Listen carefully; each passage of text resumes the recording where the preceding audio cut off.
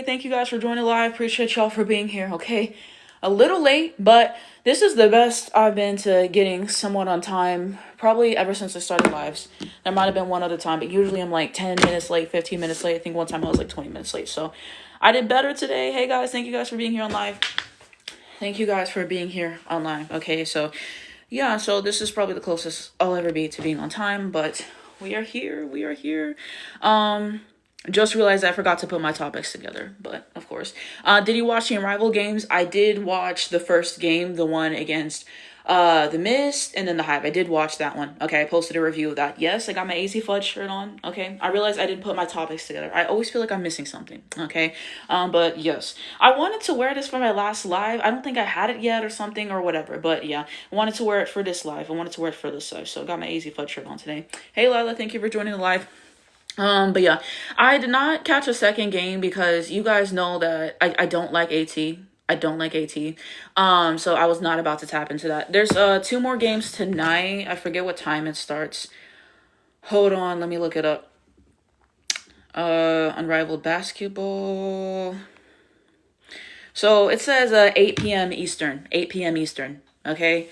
So that's when it's going to start and everything for the games tonight, but I'm pretty sure that the Owls game, is going to be first. So that's how they always do it and everything. They usually do 2 games on the same day. So they have one game be first and then they'll have a second game. Hey, thanks for being on live. I appreciate it. Second game was close. Laces will do well in the stretch. We'll have to see. They got a decent squad, as far as I remember, but I'm trying to find out what time Breeze is supposed to start again. Okay, guys, so it says Breeze is supposed to start tonight at 9:15 Eastern. So for me, that would be like 8:15, okay? And the Lunar Owls and the Rose game is going to be first, okay? Sometimes the games run on because you guys know that the fourth quarter is not timed or whatever, so sometimes they run on a little bit. They'll do like a post-game interview, so, give 5 or 10 minutes. My thoughts on Hive, they couldn't buy a bucket. They could not buy a bucket. Thank you for being here on live. I really appreciate you. Alexander, for being here. Yes, exactly. I'm glad you guys are liking the shirt. But yeah, they could not buy a bucket. Sonia was 4-13 from the field. Kelsey Mitchell didn't have a good game either. Like, I think the only one who was efficient was Natisha Heidemann. She was the only one who was efficient, okay? They just couldn't buy a bucket, and they were trying everything. They were trying threes. They were trying stuff in the mid-range area. They were trying to get up at the rim. They couldn't get it going. I think they just had a bad shooting day as a team, and then I thought that Miss was playing way better defense. I don't know where Hive's defense was. Okay? They were trying. Sonia was trying on defense. They said Mo Billings was trying, okay? Do you think Breeze will win? Are you talking about win at all? I think we got a good shot. I was talking with my friends about this, honestly, and this really could be the LA Sparks of Unrivaled. This could really be the LA Sparks of Unrivaled. So yeah, because you got Paige, Cam, Rakia, Dom, Ari, and Kate, okay? Team defense might be a mess, okay? Paige, I don't know why people don't give her the credit for defense that she deserves, okay? But I think Paige will be fine on defense. Okay? You saw as it kept going and everything with the WNBA season, how she kept improving and everything. And so, I think Paige will be fine on defense. I'm not worried about that. Cam's defense is good, but the problem is she gets in foul trouble. There was one game she played, and she fouled out in like 12 minutes, okay? So, that's a problem. Okay? It said who gonna accept Rose on ring night. We'll see. Hey Marina, thank you for joining live. I appreciate you for being here. But yeah, so like Cam's good on defense, Paige is good on defense, and then Rakia defense is non-existent if we're going to keep it a buck. I like Rakia a lot, but she has to get something going on with the defense. Like, genuinely, Kate Martin defense, I mean, let's be for real. Dom defense, depending on the matchup, she's going to get cooked in terms of scoring and then in terms of defending certain people. So that's going to be a problem. Hey, thank you for joining live. I appreciate you for being here. So, Ari defense, is Ari good on defense, y'all? I don't watch the Fever that much, honestly. I try not to. So let me know. But the defense of the team, that's what I'm worried about. I think we can put points up on the board. I really do. Because Paige, you guys already know what Paige is going to do scoring-wise. Cam, she can hit some open threes for you, and she can do some good stuff scoring, guys. Cam, like 9-10 points a game. I think you probably she gets enough time. Rakia, I think Rakia could be really solid for the team as well and everything. Like, if you watch enough of those what's it called, the Sparks games this past year, Rakia was like number one, number two scoring option at most. Okay, she was really good in the clutch situations as well. I rewatched that game whenever they played the Liberty, the one that they won on Rakia's buzzer beater moment at the end. Like that was clutch. That was clutch. Okay, so I think Rakia is great on the offensive end. Like those three are gonna put up points. Dom can put up points. I worry about Kate Martin. I worry about Kate Martin because she loves to shoot that three ball. This is Ray Burrell. This is Ray Burrell. I always do a photo like this as my background, like just like a random one. This is one my friend sent me. I think they'll be able to put points on the board. It's just the defense part that I worry about. And then when you don't put points on the board, and then if the defense as a team is going to be subpar and you're not able to lean on that, get some turnovers, and then get it out the rim, I think that's what I worry about. So the team defense is probably going to be the biggest question mark for me. And then Noelle can't coach. Her substitutions and her rotations are going to be bad. So Jesus, take the wheel at this point. Okay, Paige. It's Paige's team. It's Paige's team. Paige is the captain of this team. So I think we're going to be good. You see some of these other rosters. I've only been live for like 6 minutes, maybe. I've not been live. But you see some of these other rosters. Oh, no. That vinyl roster might be the worst roster in the whole league, y'all. Might be the worst roster in the whole league. Like, So, yeah, I think we're going to be able to put points on the board. That's what I think. But, yeah, Hive couldn't buy a bucket. Okay, I think that, what is it called? The Miss just played better game. Who started off? Alicia Gray started off rough and Stewie started off rough. Those two started off rough, but they eventually kind of found their way. I thought Lamb was really impressive. She was doing some stuff that I didn't see her do a whole lot with the Lynx last year, so I thought that was good. Arike is a shot chucker. Told you guys, 5 of 15 from the field. Not moved. Hi, Tally. Thank you for joining the live. Are you going to any rival games? We'll see. I'll put it that way. Did Courtney foul out? I don't know. I don't watch Courtney play basketball. I try not to, unless Fee's playing. Someone said BG today not moved. Yeah, I did not watch the second game. Like, I think I've been live for like 7 minutes, something like that. But I did not watch that game because Courtney playing, Ray Burrell playing, who else was? AT, you guys know I don't like AT. So I was not about to be seated for that. I watched the first game because Lunar Owls was going to be my second team this year, okay? If you know me, and I love sports, I always like to have like 2 teams for everything, or I have multiple teams I enjoy. People make fun of me, but like NFL, I am a Chiefs fan. The team ass this year. I don't even want to get into that. But I also like the Eagles as well, and people make fun of me for that. But we all gonna die one day. Like, does it really matter? It's all about like the best players and all that other stuff. Okay. So yeah, like I think that because Fee's out, I'm not about to watch every game. Like you guys already knew that. So I was thinking like who could be my second team, and I do like the Hive roster, so I might catch most, if not all, games for Hive. So I think that's going to be my second team, and then I'm going to catch every Page game. Said, why now, Courtney? Courtney does not move me for a variety of reasons. I'm never forgetting that game when she went 0 of 11 from the field. I believe she had 0 points in that game, and Fee had to carry them against the Connecticut Sun. I'll never forget that game. I'll never forget Commissioner's Cup. I was revisiting my crash out with that recently when she had 6 turnovers in that game. I believe she was 4 of 14 from the field. She kept taking mid-range despite the fact that they weren't following, not getting the ball to Fee. She just had so many terroristic performances. She's not a real point guard. On defense, I mean, please, like, I hate how she plays the game of basketball. She's not a point guard. To call her point guard is disrespectful to the point guard position. To call her shooting guard is a disrespect to the shooting guard position, any position. She's just a basketball player. She does not move me. They said you cracked me up, bro. Thank you. But I in season, as I kept seeing her play, that's where my animosity for Courtney Williams comes from. So that's why I personally do not like Courtney Williams, and she's selling stuff for Fee. Whenever she gets hot, Fee all of a sudden doesn't exist. You're not Nafisa Collier. Give her the damn ball. I don't know. Like, she irritates me, okay? Somebody asked me why I don't like AT. Because of what she did to Fee in game 2. Ever since that day, I'm going to hate on AT. I do not care. The fact that wasn't called a foul is a problem, and now Fee just had to get surgery for that. So I do have a gripe with AT. I just don't like the way that she plays the game at all. I don't, okay? And so to see the Aces win the finals over them, and to see them get swept and everything, we'll hear about it because I didn't watch the games. I was seated for that. It's about generational hate. Ever since that day, I will never have anything for AT. I will never give AT a 10. It's closed. So that's why I don't like AT. Do you see any similarities between Court and KK at the point guard position? I think that they both could have some better court vision. With that, I will say, and everything. I think that, I don't know, they could just both improve. like, what real plays Courtney Williams setting up outside of a pick and roll? Like, let's keep it a buck with that. KK, I think she's got better with, like, finding her shooters in transition and, like, some of that other stuff. So I think she's improved with that. Defensively, I would definitely give the edge to KK. I think she's way better on defense than Courtney Williams. Courtney Williams is way better of a scoring threat than KK. Someone said Court is good at creating her own shot. Yeah. She can do the midi. She can do the midi. They keep saying she's the queen of the midi. No, that would be Paige. Thoughts on Ray? Ray is 6'2" and she plays like she's 5'8". I didn't even know she was 6'2". If you actually watch the games and you don't have in mind that she's 6'2", you would never guess it. She doesn't use her length to her advantage and everything. She's just flying around. She's just flying around. They talk about KK Arnold from UConn. So yeah, sorry guys, I got caught up just talking. I'm gonna go back and read all the comments and then I'm gonna get back to everything. Yeah, she's 6'2", guys. I didn't believe that either. But yeah, let me read all the comments, guys, because I be getting behind, so I did mention that. Said what's good. Okay, I read that one.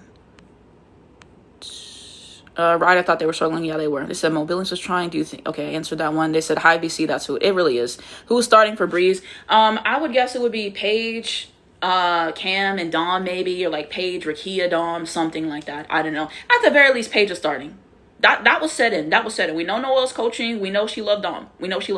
So, yeah, maybe it could be Paige, Rakia, Dom, Paige, Cam, Dom. I don't know. We'll see. I don't know. I think a lineup with Paige, Cam, and Rakia would be really fun. But we'll see what happens. We'll see. And sometimes coaches like to make adjustments throughout the lineup and everything. Like Nola, her starting lineups and her rotations were bad at the beginning of last year for Rose, I personally felt, and she started to get better. So that's my prediction. I said today, said Breeze, let's see. Said I'm a Rose fan, but Breeze has so much talent.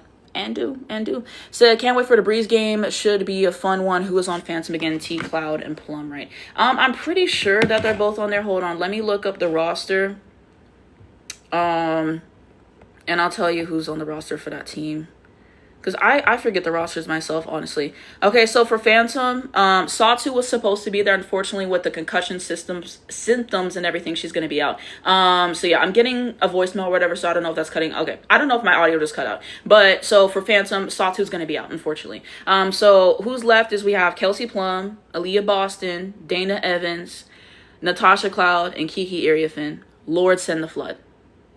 They should call AB for those actual fouls that she gets in the game. Who you got for the game today? Like, who's going to win? Who is Breeze playing again today? I don't even remember who they're playing. Hold on, let me look this up.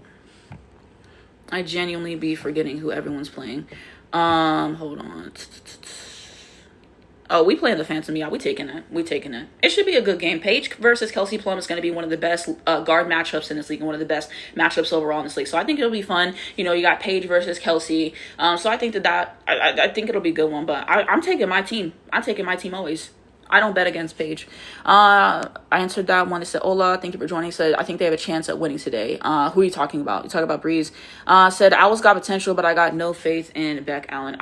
You know what was so irritating about Beck Allen? Literally, if you watch the Chicago Sky last year and watch every game that Angel played in like I did, Beck Allen was doing so well off the bench. Okay, she was efficient every single time, and she was doing good stuff. And we literally, the whole season, put her in the starting lineup. And once she got in the starting lineup, fucking choked. It was like this, bro. And she had that legacy game against Dallas too. Like, Laura send the flood, bro. Because I was watching the games before, and she was not doing all that, bro. Brick after brick after brick. Her and Kia Nurse, absolutely not. And then when she played against us, legacy game, of course, because that's what always happens. But yeah, let me see who Owls got again. Owls roster, I don't know. I think y'all are really cooked. Fee was going to carry that roster hard, and now Fee is out. I feel like they said Skylar was going to be out for some reason, but maybe I'm wrong. But, you know, no Fee, so it's going to be cooked. I don't know who's going to be the replacement, but you can't replace Fee. Fee is one of the best players in the world. I'm sorry. Without Fee, it's just, you got Skylar, Marina, Rachel, Beck Allen, and Aaliyah Edwards. So, yeah, the only players I'm counting on outside of Fee is going to be, like, it's just, they're so streaky, though. Like, Skylar's streaky, Marina's streaky, and they went to Notre Dame, so they're just going to take any shot. Okay, Rachel Benham is not good at all, to me. Beck Allen's not good, and then Elite. Like, it's bad. It's bad, bro. Like, I'm not saying it. I said, help, gotta love the fever slander, thank you. Who are the shooters for Phantom? Well, that would be Kelsey Plum, and I mean Dana Evans. The shot's not going in, so it's Kelsey Plum, Natasha Cloud. Like I don't know. I feel like Kelsey Plum would play like kind of shooting guard in this role. I wonder what starting lineup they would do. I'm sure AB is gonna start, so it'll probably be AB Plum, and then Cloud or Erie Finn, something like that. But we'll see. The owl lineup Breeze will be just fine. Like I said, I went live at 4:17, so 15 minutes at this time. Hold on. And then it said Ray was frying me today. Like, it's just always a laugh. But again, thank you for joining the live. I appreciate it. I've read those two. Eagles gang, exactly. Said Lunar Owls can still do well. To me, no. Say you crack me up, bro. Thank you. Courtney tried to play hero ball. It's annoying. Exactly. She doesn't have the talent to do that. I don't know why she does. It said Bantam 2026 hoops. No, thank you. Exactly. Said wait, I love stuff, but well, I don't. Said you just gave me PTSD of court going 0-11, bro. I'll never forget that game, bro. And shout out to Natisha Heidemann at the end of that game, because they were guarding Fee so heavily because she was really the only one who did anything in that game. And Teaspoon came up with like 2 or 3 clutch shots in the fourth quarter. Okay, so it was really them two. That did a lot in the game. What was Enrique's shot attempt during the game today? I believe she was 5 of 15. They said you're so real. Thank you.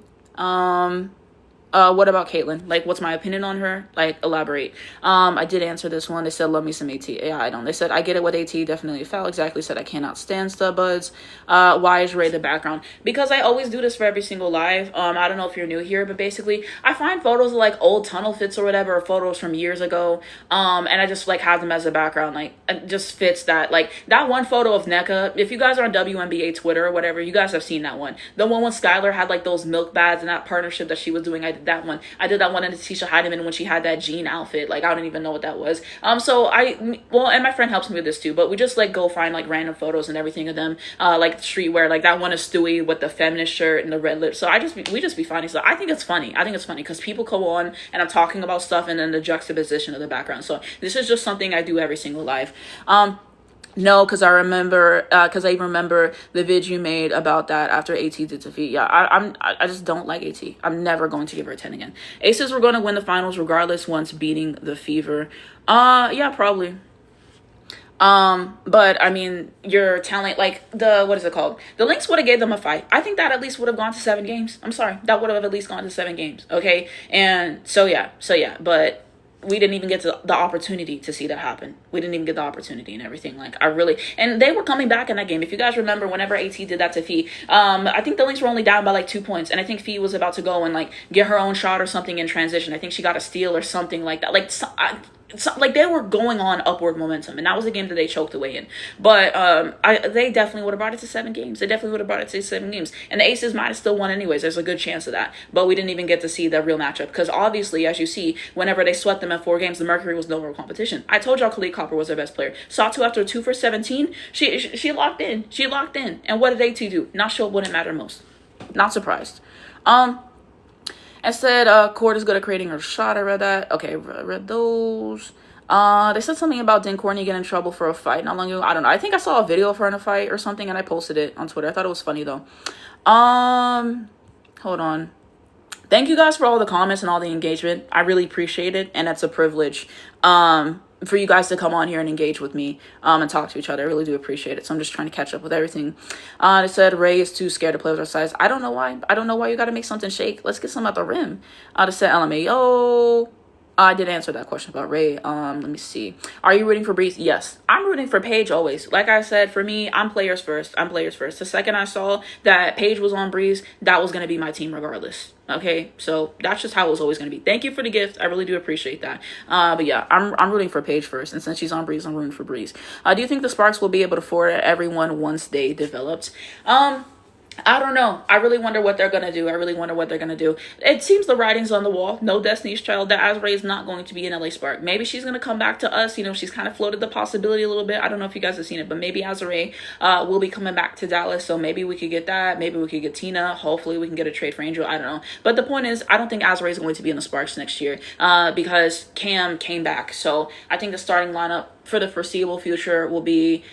They got to get rid of Julie Alleman too, bro. She can't score enough. In the W. I'm sorry. You have to put points up on the board. That's one of the reasons why they don't win. And their defense was terrible. And I've been saying that all season. Okay. And I still don't know why their coach is getting another year. I don't know why she's getting another year. But if they keep everyone and just get rid of Asbury for the starting lineup, it would be Alamon, Plum, Rakia, and then Dearica Hamby, and then Cam. So yeah, like I said, I really think Alamon gotta go personally because she's not putting up enough points on the board. She can facilitate. I'll give her that. The defense, I don't know. I just think they can get somebody else to play point guard. And Kelsey Plum can play the one, but I don't know. I feel like she's been better as a two. She turned over the basketball a lot last year, and you guys know I hate turnovers. So it was dreadful.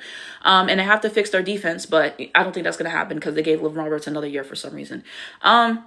But I don't know. I think their entire goal is really just building around Cam and Rakia. So I think if push comes to shove and everything, and they might have to let Hamby go or Plum go or whatever in a few years, then it might be that and whatever. I think the most important thing is, keeping the same core and everything, keeping everyone competitive and everything. So I think the conversations in a few years, we'll see what happens with that. But I think that they're really going to try to build mostly about Rakia and Cam because that was really their goal. Need to see that CPR lineup just once. Yeah, exactly. I think it'd be fun. What is your unrivaled ranking? As far as like the team rosters, let me see.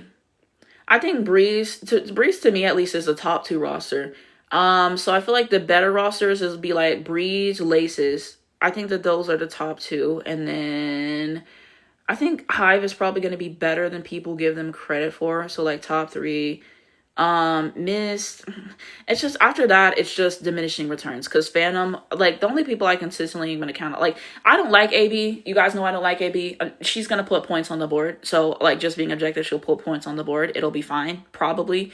Kelsey Plum puts points on the board. Natasha Cloud last season, I told you guys, did not move me. Kiki, I don't know, like it's an okay roster. I think there's better rosters. Lunar Owls without Fee, that roster is not good to me. Vinyl's probably the worst roster to me because you had Courtney Williams, Ryan Howard, Dearica Hamby, Erica Willer, Ray Burrell, and Brittany Garner. That's just a terrible roster construction.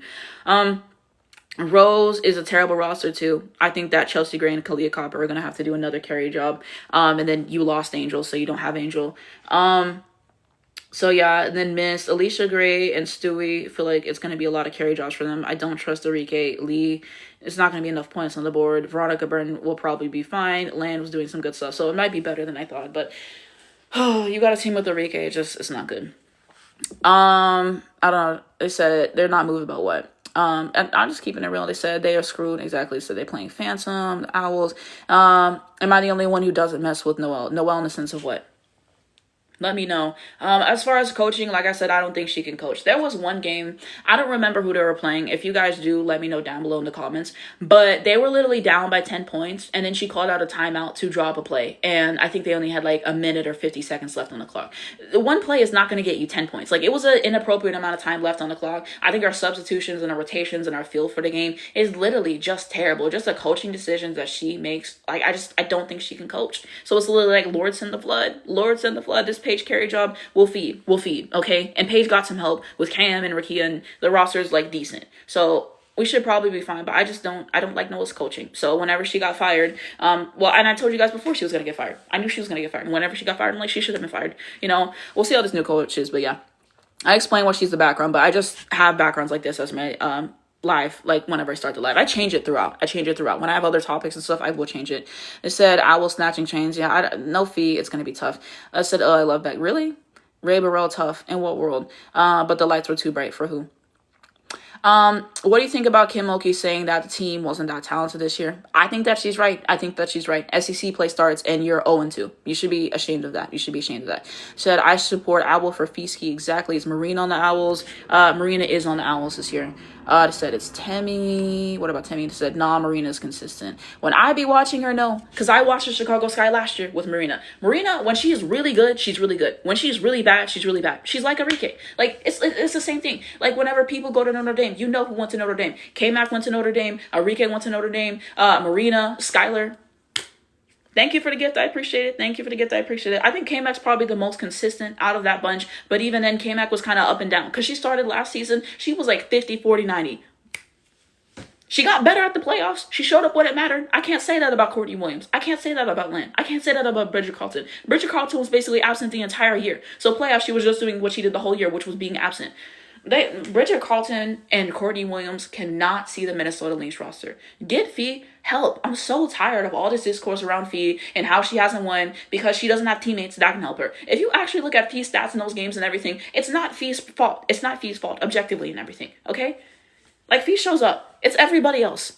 It said Tammy's taking Fee's spot. That's what y'all meant. Oh, we'll see how that. It said bye, Marina, about to take 29 shots. Exactly. It said, I just don't like Notre Dame as a school. I'm not respecting it. I'm not respecting it. I'm sorry. We see how many shots I have friends who homosexual be jacking up. I think she just shot my birthday the other day, October 25th. 10 to 25. So it's just, and I mean, she has to jack up that many shots this year because, I mean, are you going to expect Cassandra Prosper and Vanessa De Jesus to win you a game? No. Everybody good transferred. So, I mean, she has to, but those games are not fun to watch. I heard the last one was good, so I'm going to watch that. I just did not have the time. But I will watch that and give you guys a review of that game that they played against Duke. That somehow they lost. If you were starting a team, who would be your first pick? My first pick is Paige Beckers.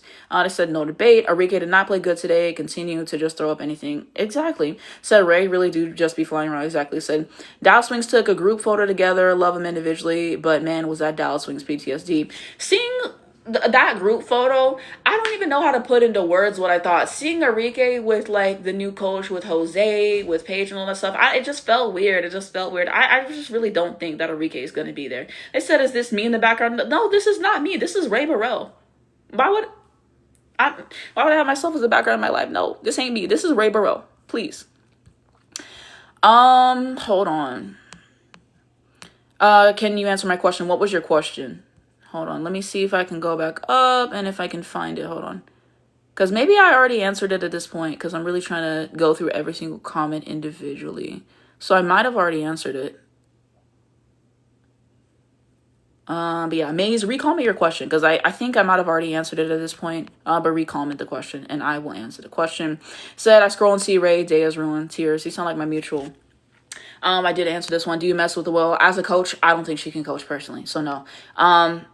And said, I hope AZ plays with Fee and Unrivaled next year. A lot of my mutuals were saying that, and I would agree. Okay, AZ love Fee. AZ love Fee. She's going to hype up Fee every single chance that she can get, and I love Fee. You guys know I love Fee, so I would love to see that as well.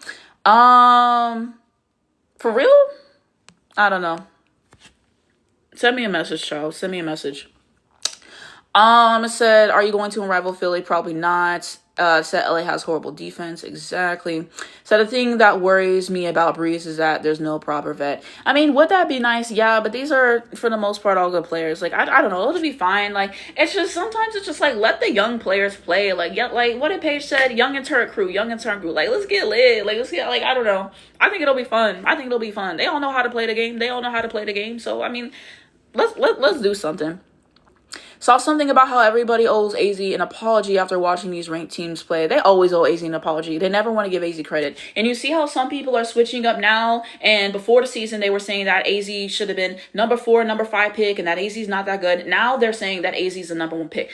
If you are going to switch up, say, I was wrong. And give the respect that's deserved. But people switch up and then they don't acknowledge the part where they were wrong, where they said stuff that wasn't true. I'm sorry. I've been saying AZ was going to go number 1. I've been pushing for her to come to Dallas. In season, I was doing that. Before the season, all that stuff. And I'm still doing it right now. You can check back my work. And I've been saying the same thing about AZ. I've been consistent. And now that AZ is showing you who she is yet again, now you guys want to switch up. And I don't like that. AZ just never gets the respect that she deserves. And it's really frustrating to me. I don't know if you guys saw, but on the broadcast the other day, they were showing UConn, like the stats and everything. They didn't put AZ stats there. Sarah was leading scorer of the game, of course. And then they had Ali Isabella at 12 points. AZ had 16 points. Why is she not on the graphic at all when she was the second leading scorer in the game? I don't understand that. And the way that the media, they're downplaying AZ. And I don't like that. And I don't like that at all. Sarah and AZ, both fantastic players. There's no need to constantly put them against each other and everything. And I just don't like what the media is doing. I don't like what the media is doing with AZ at all. I feel like they're being really disrespectful and everything. And I hate when it gets into a whole conversation of Sarah versus AZ, because that's not what this is about. That's never been what this is about. They're both fantastic players who I'm thankful to watch.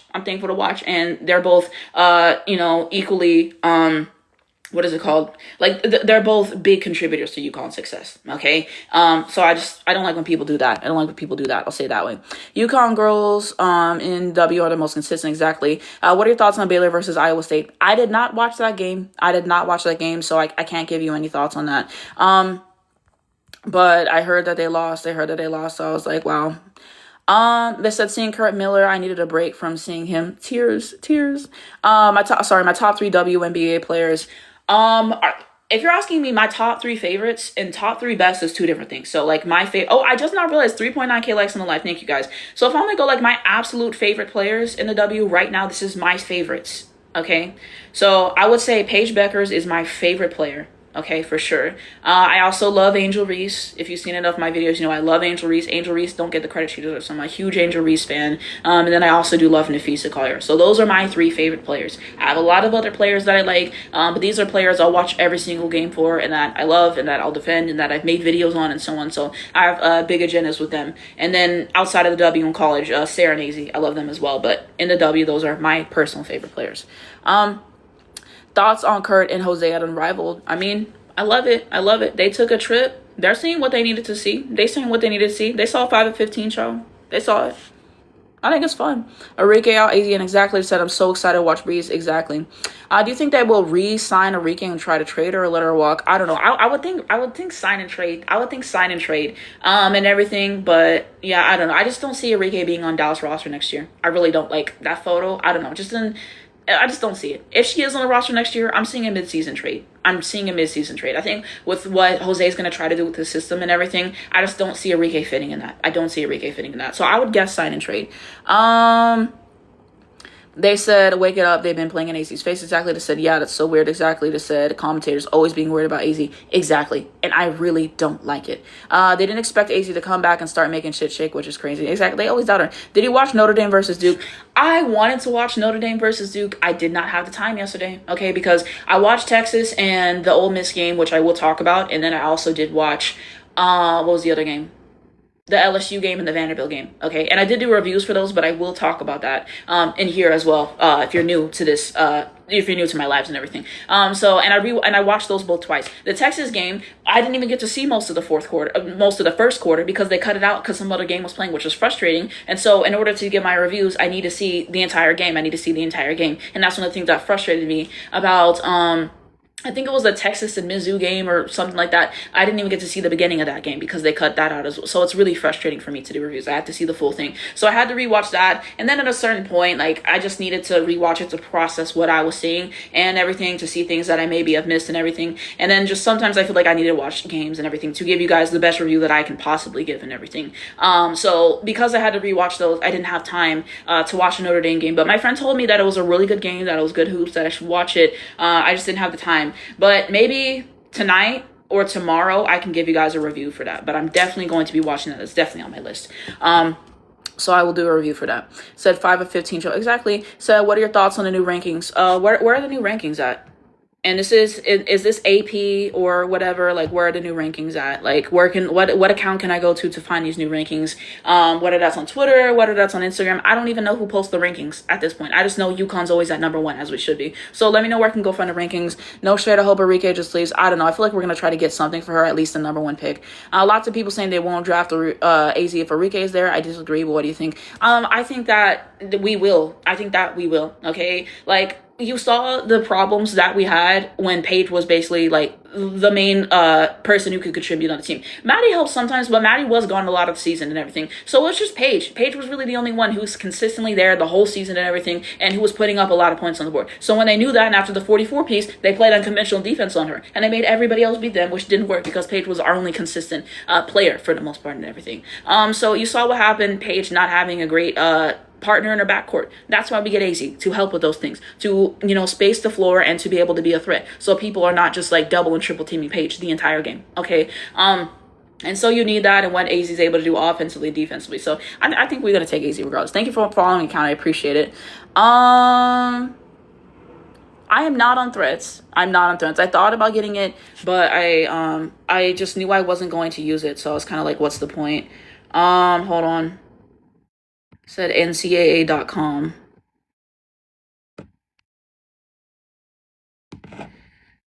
I agree. Vanderbilt and Kentucky leave in the latest Power 10 rate. Is it this the Power 10, right? Okay, so for these rankings, UConn's at number one, as we should be. Texas is at number two, and as I should be. And I like Texas a lot. If you see my Texas reviews, you know that Texas is my second favorite team after UConn, but I'm a UConn fan above all. I want UConn to win everything every single year. That's just me. But some people feel like because Texas beat UCLA and because they beat South Carolina and like two teams in the top five, they should be over UConn. But I just don't think that they should be over UConn unless they win a game in the same week and then UConn loses. Like, I just don't think that they should do that. So I think that, like, on Twitter, you see a lot of stuff about the rankings, but I think that that's fine. Number three was South Carolina. Okay.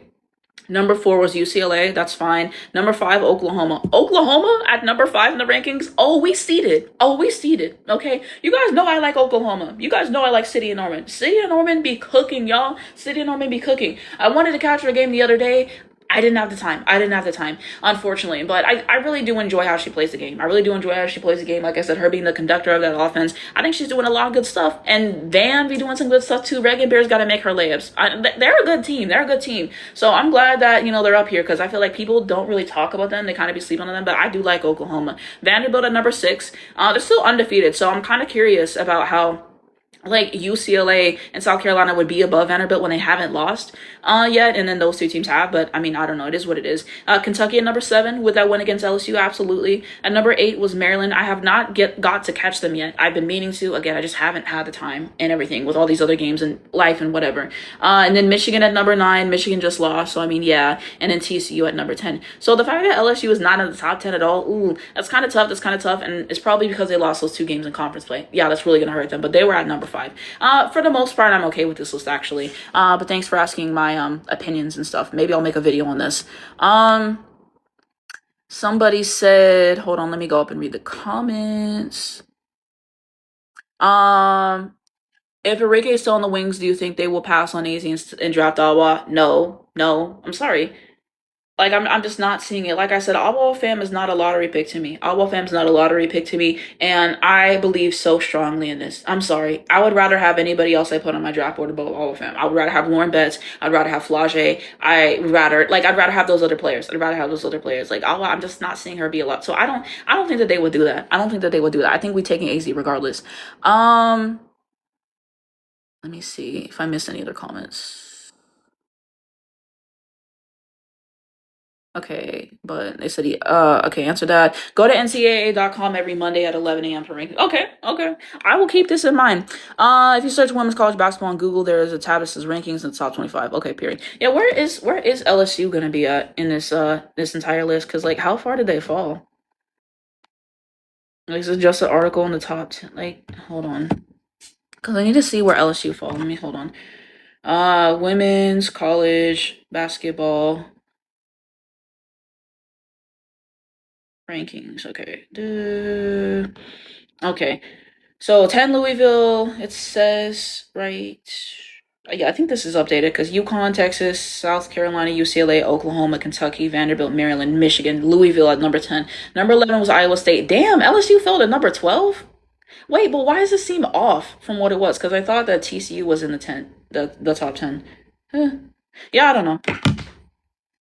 AZ has value and we can sign and trade. We need to vet big and AZ in the draft. Exactly.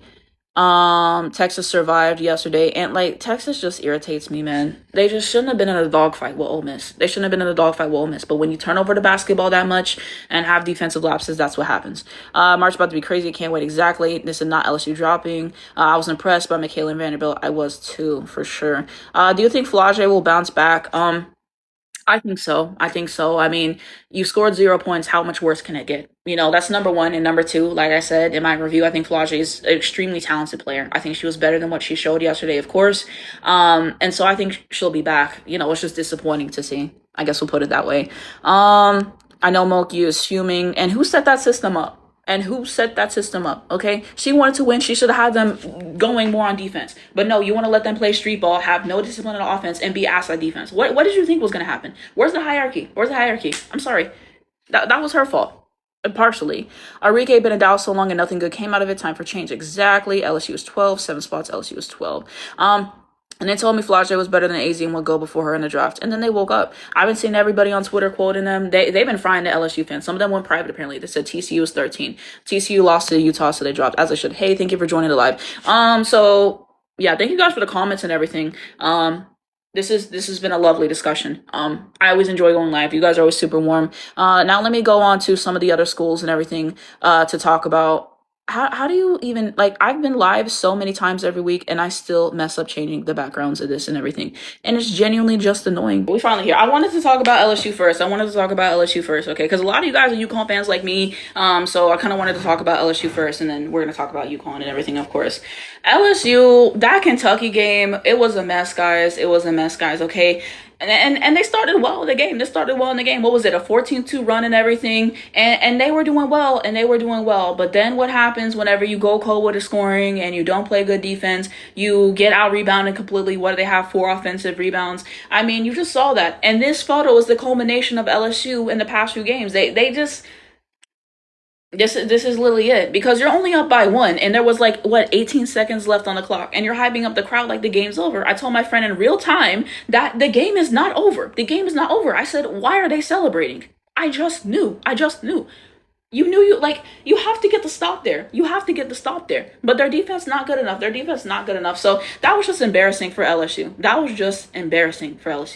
Someone said, I know Williams was embarrassed. I said, I'm an LSU fan, but they have been playing embarrassing. Exactly, bro. And this is why I get irritated, because like we've been saying, I've been telling LSU fans, that playing this cupcake schedule is not going to help them, and that they needed to play some real competition so they could see where their team is at and what they needed to work on. That's just subjective. Everybody's had tests. UConn played Michigan. We played Iowa. Who else did we play? We had multiple ranked matchups, and the Michigan game was really our test. It was really our test, and we barely won that game because of AZ Flood. We won that game. So we have been tested before, so we kind of knew how our program was, what we needed to work on and everything. Obviously, we know that AZ and Sarah need to take the shots in those critical moments and everything. And then you saw Texas played UCLA. Texas played South Carolina. UCLA played Texas. They played Oklahoma, South Carolina, and everything. The entire point is, that they played against real competition. And LSU, when your first ranked matchup isn't until January, that's a problem for me personally. And that Duke game, they were struggling in the beginning when Duke went on a 14-1 run. Mylacia came in and she started calming things down, started getting some buckets and generating offense.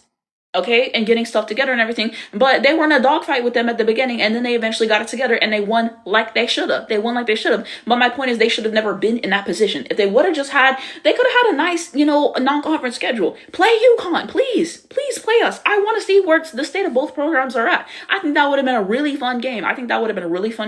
You could have played a lot of great people that weren't in the conference. You could have played a lot of great teams that are not in the conference. There's a lot of teams who were doing some good stuff. And no, they didn't do it. No. And even Kim said in the post-game press conference, if we would have, played some of those teams, we might have been sitting with more losses. And what does that say about the state of your program? Sometimes you gotta lose. Wouldn't you rather lose early in the season before conference play, so okay, these are the things that we have to work on. These are the people who need to be in these positions. Wouldn't you rather have that before and know what you need to do than whenever you go into conference play and you lose 2 games in a row, and it's not going to get easier. They're about to play Texas. They're about to play South Carolina. It's not going to get easier for them. They're about to play Oklahoma, all these other teams. It's not getting easier. You should have had tests in the beginning of the season. And we all said that. And I told you guys the problems that I saw in that Tulane game when they let them back in, because they kept turning it over and them having mistakes on defense and the offense and all this other stuff. I told you guys that. But when we said it, all of a sudden, y'all need to worry about y'all teams. Y'all don't need to worry about LSU. And then we see LSU lose 2 games in a row. 2 games in a row. This picture is literally just the culmination. This is the culmination of what happened to LSU these last 2 games. And that's shameful. All they focused on is we can outscore the other team. What happens when you don't outscore the other team? What happens when you go cold shooting? You have to rely on your defense to be able to get stops, to be able to turn them over and turn that into scoring opportunities. And they don't have good defense. Kim Mulkey in her post-game press conference talking about I thought we played good defense on Michaela Blake's. The only time they played good defense on Michaela Blake's was the second quarter. In the first quarter, she had all 10 of their points and everything. I think she might have had a couple buckets in the third quarter. And in the fourth quarter, she dog walked them in the fourth quarter. She had, 13 of 15 points, okay? She hit that tough layup at the rim. She hit a three and everything as well. She hit the reverse. She kept cooking them. The moment mattered most. And she said, I'm going to get a bucket. This is what I do. And she did what she needs to do. And what were they doing? Having a switch. Kay Koval is guarding her. Why the fuck is Kay Koval guarding Michaela Blake's in the clutch? Why are they doing that? Why are they doing that? I don't know what they were doing on the defensive side of the ball the other day. Okay, they didn't have that defensive intensity the whole game. They had moments of good defense, and then they had moments where they had Kate Koval on a switch on Michaela Blake's for some reason. I'm sorry. Like, they were all getting cooked on defense this game. They were all getting cooked on defense this game. See when you don't practice it. See when you don't have the conditioning and you're dog tired because you never cared about playing defense before. And now you see what happens when you can't score. So, now we got to play defense. You should have been working on this the rest of the season beforehand, because Gino even said last year, what is it called? I do have a YouTube channel. Hold on, let me put my YouTube channel in the back. For those who do not know, but I do make YouTube videos. Okay, hold on. Okay, this is my Twitter account right here, and then this is my YouTube channel, Anastasia25. So if you guys would like to subscribe to me, you guys can check that out, okay? And about the podcasting, I am going to start a podcast. I don't know what I want to call it yet, okay? Hopefully, I can have an episode for you guys out sometime this week, but I want to talk about women's basketball every single week on this podcast, and then I want to talk about some games that I want to talk about here and have some exclusives and everything, okay? So this is everything. So all of my reviews, all of my videos that you guys see on this page, I upload them onto YouTube, so it's easier to watch. And then I am going to start my very own podcast. Again, I don't know what it's going to be names and all the other details. I'm going to figure that out. I'm going to talk about the state of women's basketball every week. I'm going to talk about Unrivaled. I'll talk about the W when it starts, and I'm going to do a podcast every single week. You guys have asked me for it. I thought about it, and I'm like, you know what? I should start my very own. So I will be starting that soon. But this is my socials. If you guys wanted to follow me and other stuff, it's important to cross promote your other platforms and everything. So I'll let this sit. Please take your screenshots and everything, and then you guys can go and subscribe to me and see the other stuff that I'm putting out, and on my Twitter and stuff as well. So you guys can check that out. But let me change my background back to LSU, because I be on a tangent. Hold on. Okay, now we're back. But yeah, like you literally just saw, like, LSU, their problem is they don't have discipline. Which I told you guys. It's just everything comes back to bite. And that's why it irritates me whenever people are talking about some, like with the UConn games, because I'm a UConn fan. It doesn't matter that, we didn't play well against Seton Hall or these other teams, for example. It's the biggest teams. It does matter. The habits that you're getting in these games against teams that are bad, they are going to translate. The shots that you take are going to translate. The defense that you play is going to translate. Your mentality as a team is going to translate to these other teams. You have to build discipline, and LSU does not have discipline. They got cocky. We can outscore everybody until you can't outscore everybody, until you can't play defense. And then what are you supposed to do? That's what my problem is watching LSU, okay? They're not a fundamentally sound team, okay? That's what it is. And it's frustrating to watch. They shouldn't have been in this position. But that's what happens, y'all. Life come at you fast. LSU is unbeaten, and now you're 0-2 in the SEC. And it's not getting easier. And the tournament happening soon. And the SEC tournament happening soon. It's not good. It's not good for LSU right now. And we told y'all that was going to happen. But y'all didn't want to listen. Y'all wanted to talk shit about UConn. Y'all wanted to talk shit about Texas and all these other programs who had real tangible challenges in the beginning of the season that y'all didn't have. Y'all played D9 church schools. And eventually that's going to catch up with you. Everybody on UConn asked for playing in the Big East. We're in the Big East because the football team fucking shit. That's why we're in the Big East, number one. And two, we had a good non-conference schedule. And we beat everybody. We dog walk most of these teams that people are struggling with. We dog walk Utah. We dog walk Ohio State. We beat Michigan. We dog walked Iowa. Like, we do it every single time. We have not lost. And people still want to speak on UConn. When we have not lost. 15-0 in the non-conference schedule.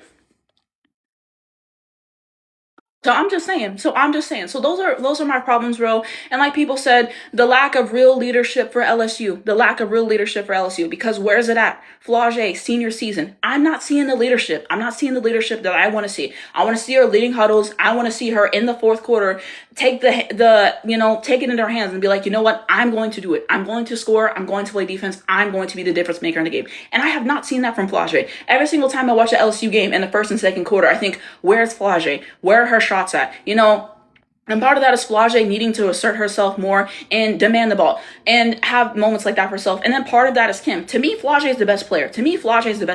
It's inexcusable that in every game, Flage is not having at very worst the first or the second shot. To me, that is.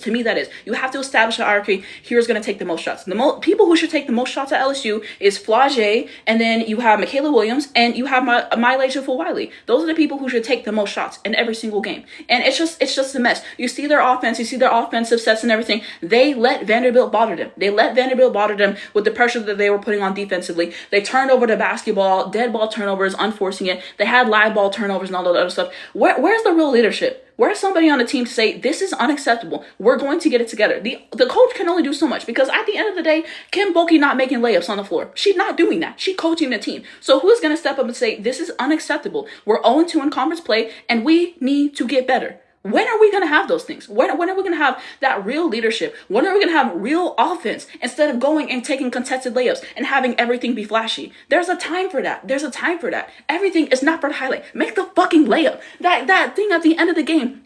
Whenever it was, what is it called? Whenever they got the offensive rebound 3 times and they couldn't make the layup. Somebody said it looked like they were doing layup drills. Get the rebounds, play good defense, have your offense organized, have a hierarchy, and have real leadership. Okay? It all comes back to them not being disciplined, which is what I saw before and what I'm seeing now, and it's not going to get easier. So LSU needs to figure it out, or they're going to keep losing, okay? That Texas game is not going to be easy for them. Texas don't play on defense. When they go and they keep jumping the passing lane, they keep turning you over, they make every single shot that you have difficult, they switch on you, they force shot clock violations, they force 5-second violations, and they play a very intense, stifling level of defense. And they're going to make sure you don't get to where you want to go to. And when you play Texas, you're going to struggle. They're going to turn them over a lot. Texas knows their scout. They know their scout. We saw what they did to UCLA. So I'm very concerned at LSU at this point. And we saw all this happening, and y'all want to say it don't matter, and now y'all 0-2 in conference play. So congratulations. Y'all want to say all that stuff. Y'all want to write all these checks that y'all not cashing at LSU. She brought Lane Kiffin to the game, and they lost. It's not good, bro. They got dog walked in that fourth quarter by Michaela Blakes, bro. They got dog walked. Because I thought LSU was going to win. I know a lot of us thought that LSU was going to win, and they did not do what they needed to win. They did not do what they needed to do to win the game, okay? Absolutely shameful by LSU. Congratulations to Vanderbilt, because Vanderbilt did what they needed to do. They locked in, okay? And I do have Michaela Blake's graphic. Hold on. Let me switch over to that because I do have that saved. But shout out to Michaela Blake's performance in the game. 32 points, 4 assists, 3 steals, shot my birthday, 10-25, 3-9 from the 3, 9-12 free throws. Vanderbilt wins 65-61. That fourth quarter, that will be remembered. She got asked at the end of the game, what was the mentality? She was basically like, have no fear. Last year, we didn't do what we wanted to. She said, this year, we're getting it done. You saw them double team her. You saw them coming with the help. What she do? Pass the ball to Gavin. Boom, hit a 3. Okay, they kept fouling her because they couldn't stop her, and then she made her free throws out the line. She did what she needed to do. She knew what the moment called for, and she played even keeled throughout the entire game. You didn't see her get entirely sped up and everything. You didn't see her question herself. You didn't see her hesitate. She knew that her team needed her to make the shots, and that's exactly what they did. And that's exactly what she did. So I have to give Michaela Blake's her ones. I have to give her something for that. She is a shot chucker. Absolutely. But you got to have confidence. You got to step up and believe we're going to win this game, and I'm going to do whatever it takes to win this game. And who on LSU had that mentality yesterday? Who had that mentality? I'm waiting. That's why I'm concerned. So I definitely have to give Michaela Blake's like this for that performance, because that fourth quarter, that she wasn't going to be tonight. You have to take the game into your hands and say, I'm not going to be tonight. I'm going to win this game. I'm not seeing real fight from LSU. That's like just the fundamental stuff they don't do well. That defense, I mean, good God. Like, let me read my comments, y'all. I'm behind. But thank you guys for leaving the comments. I appreciate it. Do you agree they're lacking leadership? I did say this in my rant, but yes, they're lacking leadership in a major way. Flage got to step up in the leadership, and she got to step up overall and everything. Like I said, with Flage specifically, I really feel like it's a mental thing for her. Okay, there was one shot in the game. I forgot to mention this in my review. She was open for three, and she hesitated to take it. I just feel like the confidence isn't there for her right now, and I hope she's able to figure that out. Sports psychologist or something. Okay, I genuinely only want to see Flage win. If you see my reviews, if you see me talk about Flage, I've always been very complimentary because I really do enjoy her game. I think she's a great player. And I think, it's a mental thing. I think it's a confidence thing, a lot of it. And so you have those things. And so you have those things. It just, Flage is better than that. Thank you for the gift. Flage is better than what she's shown, but she has to live up to it. This is senior year. You're about to go for the draft and everything. The stock is not up right now. The stock is not up that way. I need more from her. I know that she's capable of so much more, and I really think that it has to start with somebody like her. I really think it has to start with somebody like her, and you need real leadership on this team. That's the only way you're going to get better. You have to look yourselves in the mirror. These are the things we did wrong. Hold each other accountable. You can't settle for less. You can't settle for less. This has been Flage's team for 2 years, and some of the problems that she's having right now are some of the things that you hope she would have learned already, with the confidence and what to do when your shot is not falling. Okay, it's just she stopped shooting. She only attempted 4 shots. I get her shot wasn't falling, but she already gave up. And on the defensive end, she was getting cooked as well. Had some done fouls in the game. It's just she's better than that. She's better than that. I really believe that. I feel multiple times they were getting cocky and then reality hit them. Exactly. That's literally what it was. Let me change my background back. Hold on. Like, hold on. That's why I had this photo, because this is the culmination of them getting cocky, them getting arrogant, and just like in some of the ways that they carry themselves and everything. And like I said, you gotta have confidence to play the game. You gotta have confidence to play the game. 100%. If you take a shot and you don't believe that it's going in, you've already lost. If you're scared to take a shot, you've already lost. So I think confidence and mental health is extremely important, but there's a difference between being confident and being cocky and thinking the game is already won before you've even played it. You have to keep that same intensity and everything. You would never see this happen during a UConn game. We be up by 30, and Gino is still pissed because he sees mistakes that we made. You have to be critical of, like, I think somebody said this too, but they said never accept something in a win you wouldn't accept in a loss. You always have to be finding that edge and finding a way to get better, okay? And when you get cocky like this, and when you celebrate a game where you're up by 1 point, where there's still time left on the clock, no. It's the culmination right now. Someone said thoughts on Malaysia. My thoughts on Malaysia is Malaysia's fun to watch. The problem is Malaysia plays like everything has to be a highlight, and it's annoying. Why can't you just go and do a drive layup? Why does everything have to be like all this flashy and all this like windmill stuff and everything? And she misses some shots that she should definitely make and everything. I think she has to play with more discipline. I think she has to that she has to take better shots. Because some of these shots that she's taking, I'm like, this is ridiculous. So I get frustrated by that, genuinely. And she had 5 turnovers, I believe, the game. And so that's not good, obviously. But then you see her do some nice stuff, like that one shot. She tried to go for the layup. She missed it. She gets the rebound. And she gets the putback. So she has this insane athleticism. It's just you have to learn how to use it. And you have to learn how to use it in a way that's appropriate. So I think that's my thing with her offensively. Defensively, for the most part, I like her defense, but recently she's been picking up some really bad fouls. And I get you got to be aggressive on defense, but you have to defend without fouling. You really have to defend without fouling. So I like her and everything. I can see the downsides and everything and all the other stuff, but have to get more discipline and everything. Like these games, like you can see what Don was saying. You can see what Don was saying and everything. And sometimes you got to just play and you got to learn, but it just gets to a point. It gets to a point. So I have my moments where I like her. I have my moments where I get frustrated with her. Okay. So that's how I feel. I think she did some good stuff yesterday, but when you have stuff like 5 turnovers in a game, when you keep fouling people in the game, when you miss easy shots you should make, I get frustrated. What did you expect when you play against junior college team? Flage scoring 0 points is an issue. It's a big problem. Like I said in my review, absolutely. Said that would have been a fun and sold out game. Are you talking about UConn and LSU? That would have been fun. We could have had that game at LSU for all I care. LSU has a great environment. That really would have tested them. Our defense really would have tested them. We don't play about defense. And I forgot to say this earlier, but Jim was talking about defense in this interview that I saw, and he basically said that, they've been working on their defense all year, but he felt they weren't basically a good defensive team until the tournament. So they were working on their defense all year and trying to sharpen up things and all that, and he feels they didn't get good until the tournament. And they were working on it, and LSU wasn't working on it. So they're in for a rough awakening. Someone said LSU about to catch 4 L's from ranked teams. I wonder if they make it to the Elite Eight. Child, Elite Eight is the ceiling right now. People really were talking about like LSU as a Final Four championship, and I knew it wasn't going to be.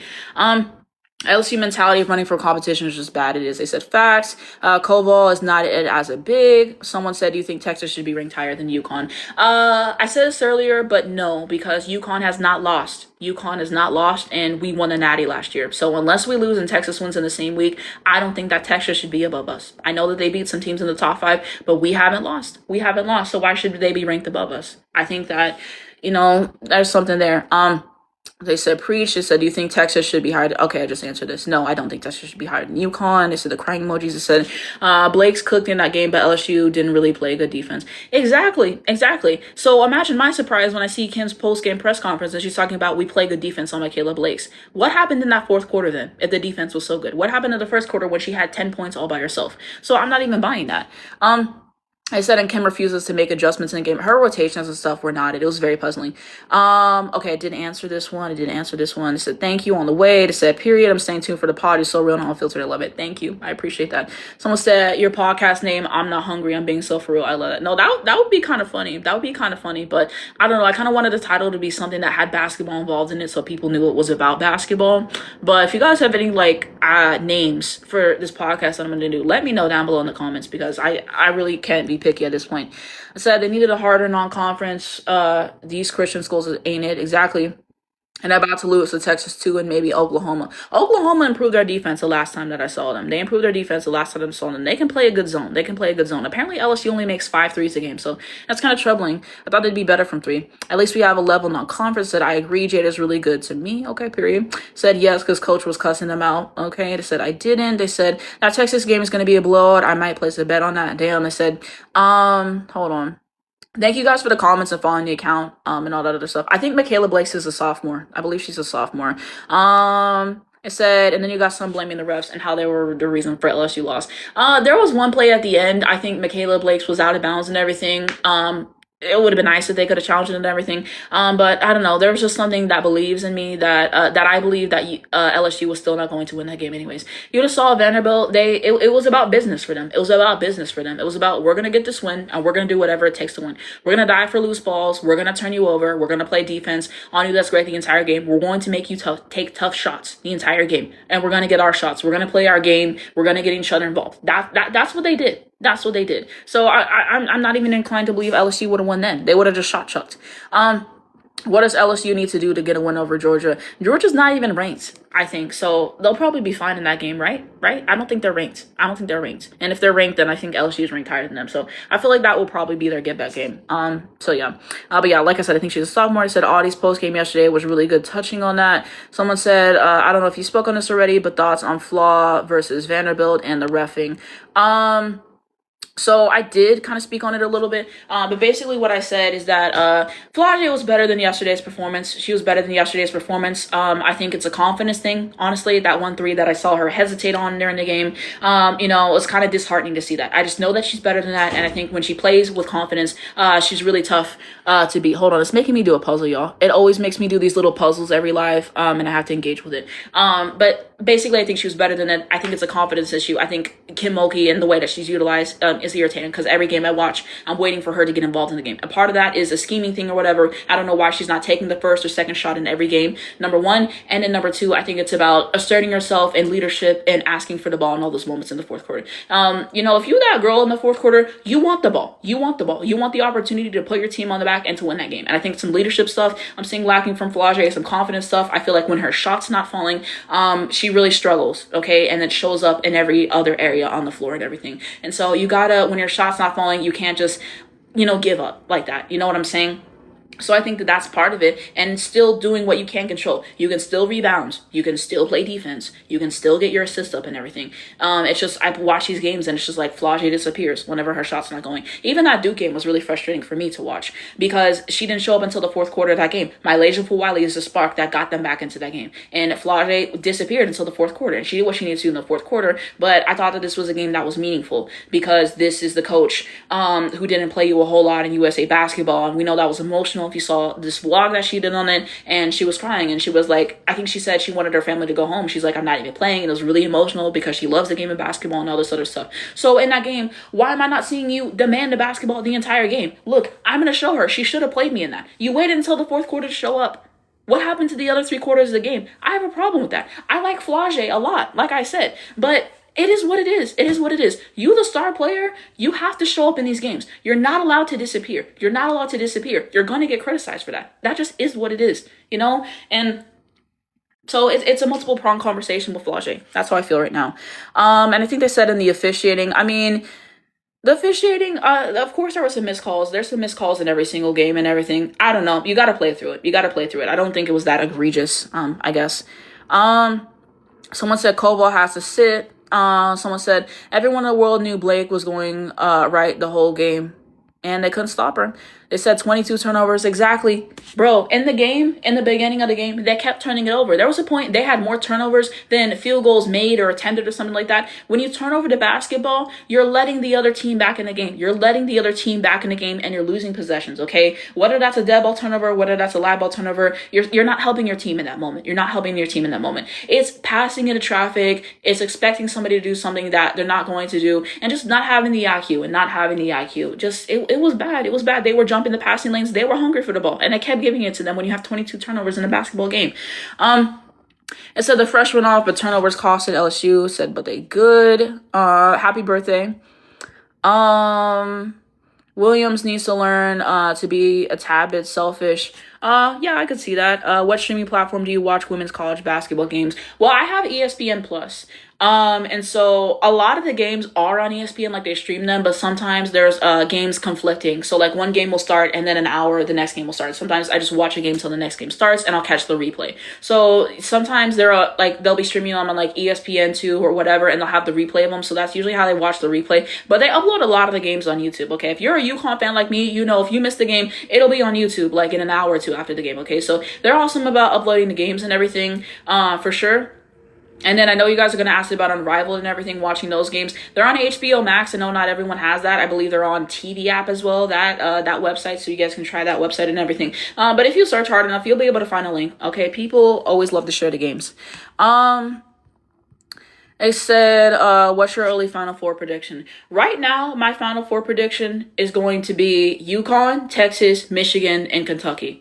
That's my Final Four prediction right now. We'll see what happens. But one thing that I do know for certain, UConn and Texas will be there. They've proven themselves. Against worthy competition, and I really do believe that they will be there. So those 2 teams will be there. The other 2 we'll see, but that's how I'm feeling. They said LSU or Texas. Are you talking about for the game that's coming up? I would be inclined to say Texas. I think Texas is playing better basketball, better team basketball as a whole. Rory Harmon as a conductor of the offense, I think is awesome. I really do enjoy Rory Harmon as a player. And I feel like they're not talking about her and giving her enough love. So I definitely think Roy Harmon running that offense, and you just see the amount of looks that they're able to get each other over and over and over again. Just the ball movement, I think, is really good offensively. They run some good sets. They don't believe in the 3. They take a whole lot of minis, getting some stuff, feeding the post when you have like Madison Booker, Bria Cunningham, Oldacre as well. Jordan Lee has been really good for them. Hopefully Aaliyah Crumb is to be back soon. So I think they're doing a lot of good stuff offensively, and then their defense is like some of the best, along with UConn in my opinion. So I think their defense is awesome. So I would take Texas in the matchup. If LSU does win, I feel like it might have the 3 ball come into play, because Texas is not a strong team from shooting the 3 at all. I believe they made like 5 in their last game, something like that. So they're really going to struggle. So if they play a team like Michigan in the tournament and Michigan plays really good zone on them, they might be cooked. Okay. But yeah, Texas makes it work. They're consistent on both ends of the floor and everything. I wish they would stop being in dogfights, because why are you in a dogfight with Ole Miss? That really bothered me personally. And also with South Dakota State, you shouldn't be in a dogfight with those teams 100%. But I do like Texas a lot. Someone said UConn won it all. Exactly. They said valid. Said Louisville is Elite 8. I haven't seen them outside of us, so I'll have to catch some of their games. They said I agree with that. Not sure if South Carolina will make it to the Final Four. I think the thing with South Carolina is just they have a lot of injuries right now. I know Latson is out right now, and Chloe Kitts is out this season. Ashton Watkins is out the season. So I think it's just because of the injuries generally. I think they have some talent on that team, obviously, with Latson, with Joyce Edwards as their best player. To me, they should play through her all the time. You guys know I'm fond of Tessa Johnson. So I think they do have some talent on the team. Dawn's a hell of a coach. I just think it's because of the injuries. Like, genuinely, I think that's why they wouldn't make it. But we'll see. They said Elite 8 predictions. if LSU gets it together, they can be in the Elite Eight. UCLA, or some other teams. Um, those two at least. Those two at least. I gotta think of two more teams. Like I said, I think Kentucky might be Final Four. They might be Final Four. SC is truly young and injuries. It's unfortunate to see. Next year's gonna be Juju's comeback year, and I just know it's gonna be great. Exactly. They said never seen the hype. Never seen the hype. Woohoo. I said Roy Harmon is great. Texas is doing good. Texas is rolling. What's a sneaky good team in the SEC? Oklahoma. They're not talking about Oklahoma enough. Like I said, I'm glad that they're 5 on the latest ranking, but nobody really talks about them. Nobody really talks about them and everything. I don't catch every game, I will admit that, but I have reviewed them before, and I do like them. And I feel like they should get some more love than they're getting. They should get some more love than they're getting, because they got a good team, and I think their defense has improved. So I genuinely, I think they're a lot of fun to watch. So once SEC play starts, I'm excited for it. Nobody talk about City Norman enough. Okay, but she putting up points on the board, 100%. Her assist game is good. Her defense is improving. She's coming along nicely, I think. Somebody asked me if I talked about Iowa State loss in Audi. I did not talk about that because I did not watch that game. I watched Texas yesterday, and then I watched the LSU game. So I didn't watch that game, so that's why I didn't talk about it. It said, you watching PB Unrivaled right now? She's not playing right now. She's playing. Yeah. I'll be watching her tonight. And I will give you guys a review of that. Okay, and I'm gonna get my grandma to watch that too. Okay, my grandma love Paige. So I'm gonna try to get her to watch that game too. But I will be watching, and I will give you guys a review of that. What do you think about Iowa and Audi? How far are they getting to? Sweet 16 at best. That game I saw against Iowa did not move me. I don't know. I'm trying to figure out a way to say this. And everything. I think Audie Crooks, from what I've seen, I think she's a good player. I think she's limited in what she can do. A lot of it is the same skill set that I've talked about with Lauren Betts, which every time I talk about Lauren Betts, some of her fans think that I hate her for some reason, which I don't. I'm just honest about her game, that she has things that she's elite at, but she has things that she needs to work on, like a fadeaway jumper, like a 3, like taking it coast to coast, and like some conditioning things as well. But she does a lot of things that are great, like her positioning in the paint, like her defense. But I'm just honest, okay? And I have been complimentary of Lauren Betts, but at the same time, I've been realistic and everything. So some people think I hate Lauren Betts. I don't hate Lauren Betts. I said in my mock draft that she'll go number 2 to Minnesota, and I've been saying that. So I think it's a lot of the similar things. She does have a little fadeaway, a little midi that she uses at times. She finishes at the basket. I still would like to see more versatility in scoring, like a 3-point shot. For example, I think the conditioning is not good. I think that that's something that she has to work on, especially in transition and getting back in transition. I think that, what is it called? Like, she has a good whistle, I'll put it that way, and she uses it to her advantage. It's almost like, to me, it's like they're not allowed to defend her and everything, like they get fouls called. And there was a highlight that I saw, and most of her shots, it was her committing offensive fouls and then not calling that stuff. So I don't know. I think that she's good at what she can do, but you think about, how is this going to translate to the next level? You know what I'm saying? Because whenever she has to meet certain matchups in the post, like a Jonquil Jones, like a Asia Wilson and everything, that's good, like Angel Reese. Those are going to be really hard matchups in the post. Because they do not get bullied in the post. They're going to make those shots incredibly difficult and everything as well. So those are things that I worry about. You know, I think she's a good player. I think that there's just some stuff I guess people might not be talking about. Okay. Obviously, I think she's doing good for her situation, like where she's at and everything. She's putting points on the board and everything. But these are just things that I'm thinking about. These are just things that I'm personally thinking about. So I guess I'll put it that way. So yeah, I feel like analysis gets lost sometimes in sports and everything. I feel like sometimes, because like you have critiques or whatever, people like, oh, you just hate a player. I feel like I can acknowledge stuff that a player does well. I can acknowledge stuff that a player might struggle with and things that they can improve and everything. So just because it's critique doesn't necessarily mean it's hate. If I don't like a player, I will tell you guys that. So I think that these are things that she has to work on. And that's kind of my opinion there. But they're not getting far in the tournament. You know, I really don't think so. Notre Dame, I did not catch the Notre Dame game yesterday. I meant to catch it. I didn't have the time. So I will catch it, and I will give you guys a review of that hopefully tonight.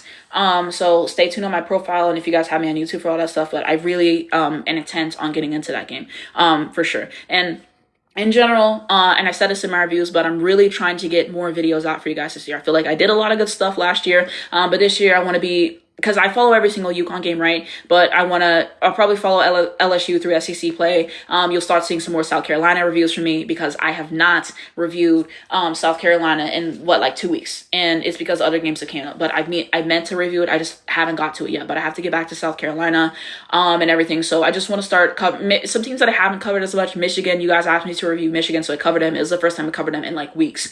So just trying to cover some more schools and some more players that I don't necessarily that I haven't talked about as much. Trying to give even more reviews than I gave and everything. And catching some replays and everything. Trying to iron sharpens iron. So every single time, I'm trying to learn new things about the game, trying to find ways to sharpen my reviews. I talk with my friends a lot, and they're awesome for just being a sounding board and everything, and hearing their opinions and everything. And so it's really a collaborative effort in that regard. So I'm just really trying to work hard and trying to make extra videos for you guys in general and stuff. So if you guys want a certain review of a team, if you want certain videos on players and stuff, let me know down below in the comments, and I'll consider it. But I'm really trying hard this year to make more videos for you guys. I hope you guys have noticed so far, but really trying to work hard at that and make you guys quality stuff. And then the podcast, I'm going to start that on YouTube soon, and just trying to do some good stuff with that. So I'm really trying to make more videos for you guys this year. But I appreciate that you guys care to hear my opinion and that you guys are asking me for things. Like that means a whole lot that you guys care. But let me read the comments. I'm behind. They said freshman of the year predictions. Probably Jazzy Davidson or City of Norman. It said LMAO, not City of Norman. Like it just stuck. I really do like her game though. I really do like her game. It's just, like I can't get that out of my mind. But I'm fond of City of Norman. Was Arike was what from the floor today? I believe she was 5 of 15 from the floor today. Said tonight, man. They said SEC is still stacked. Exactly. They said, yay. Notre Dame is awful and they are not going anywhere far. It's true. I can't believe they lost to an unranked team. I did not see that game, but I wasn't expecting that. They said, give me an upset that you see coming. I mean, who is playing coming up? I mean, Minnesota and Michigan's playing right now. I don't know. I don't think there's going to be any upsets today. Tomorrow, Oregon and USC. Do you guys think Oregon's a good team this year? I think I've only seen them play against UCLA, St. John's, UConn, Iowa State, Cincinnati, Texas Tech, Virginia.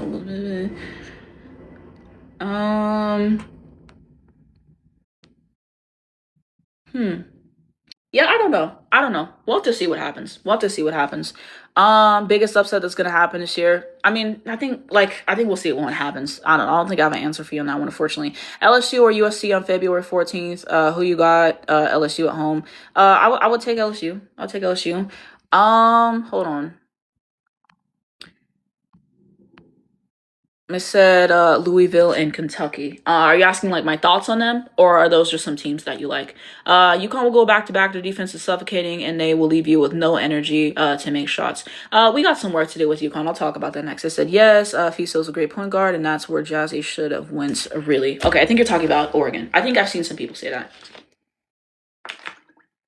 So they talk about South Carolina. Natty predictions. I think it depends on how the bracket shapes up. Texas should be able to meet their end of the bargain this year, and they should be able to make the national championship if they don't see us in their side of the bracket. Because if they see us on their side of the bracket, we are going to beat them. The 3-point shooting is way better than Texas, okay? And I just think we're better as a team than Texas. Like, I think that would be a great game if we saw each other in the bracket. But if we're on opposite sides of the bracket, Texas should be able to get it done this year, and they should be able to get to the chip. So I feel like us versus Texas, if we end up on opposite sides of the bracket, I think we've clearly been the best two teams all season. Do you think UConn would be so good if they was in the SEC? Big East is a soft conference. Yeah, I do. Because the entire thing is people always use the Big East against UConn, but UConn plays well outside of the conference. Like I said, this year we have not lost any of our non-conference games. We saw the blender that, Michigan put Notre Dame in, and they won 93-54 or something. We saw that. We saw the blender that they put them in against, and they had us in a close game. That we still should have won by 20, but we made some mistakes and everything, and didn't play well, and they did what they needed to do. But we won. We won against them. So we won against them. We won against Iowa. Like we've literally won every single game. So I just don't understand this whole thing about Big East, Big East, that when we've shown outside of the conference, we can still dominate and we can still win. I don't know. So I think we would be fine. I wish we were in a harder conference. I wish we did have some more competition, but it is what it is. Jazzy's not that great, very mid. And when true pressure comes on, AZ out on a chokehold, maybe Blanca. Blanca doesn't start though. Blanca doesn't start though. So I feel like that probably has to have something in it, and it probably has something to do with team success. I don't know. I could see Jazzy Davidson. I could see City and Norman. City and Norman. She's getting better. She's getting better from what I've seen. I do like City and Norman a lot. So like maybe one of them too. Um, but yeah. So I think now I'm gonna go into my UConn section. So hopefully everyone's here, so I don't have to go through again. But let me find my UConn section that I have saved. Okay. Okay, so let's talk about UConn. Let's talk about UConn. Do you think Blanca will start eventually? I do. So I was talking with my friends about UConn a lot, and why does this team look different than last year's team and all those other things, right? And I think it's for a myriad of reasons. KK has come back. Last game it wasn't great. I'll try to give some grace and everything, but people acting like she was a savior of last game when we had 5 points, when we had 3 turnovers, and some of the other mistakes that she made and everything. I don't know. Like I said, some of you got to start getting real about KK. Like I said, I do think that she's improved. I do think that she's improved from the start of the season in terms of her facilitation, in terms of finding her shooters in transition. I still don't like how she runs the offense. Defense, for the most part, is fine.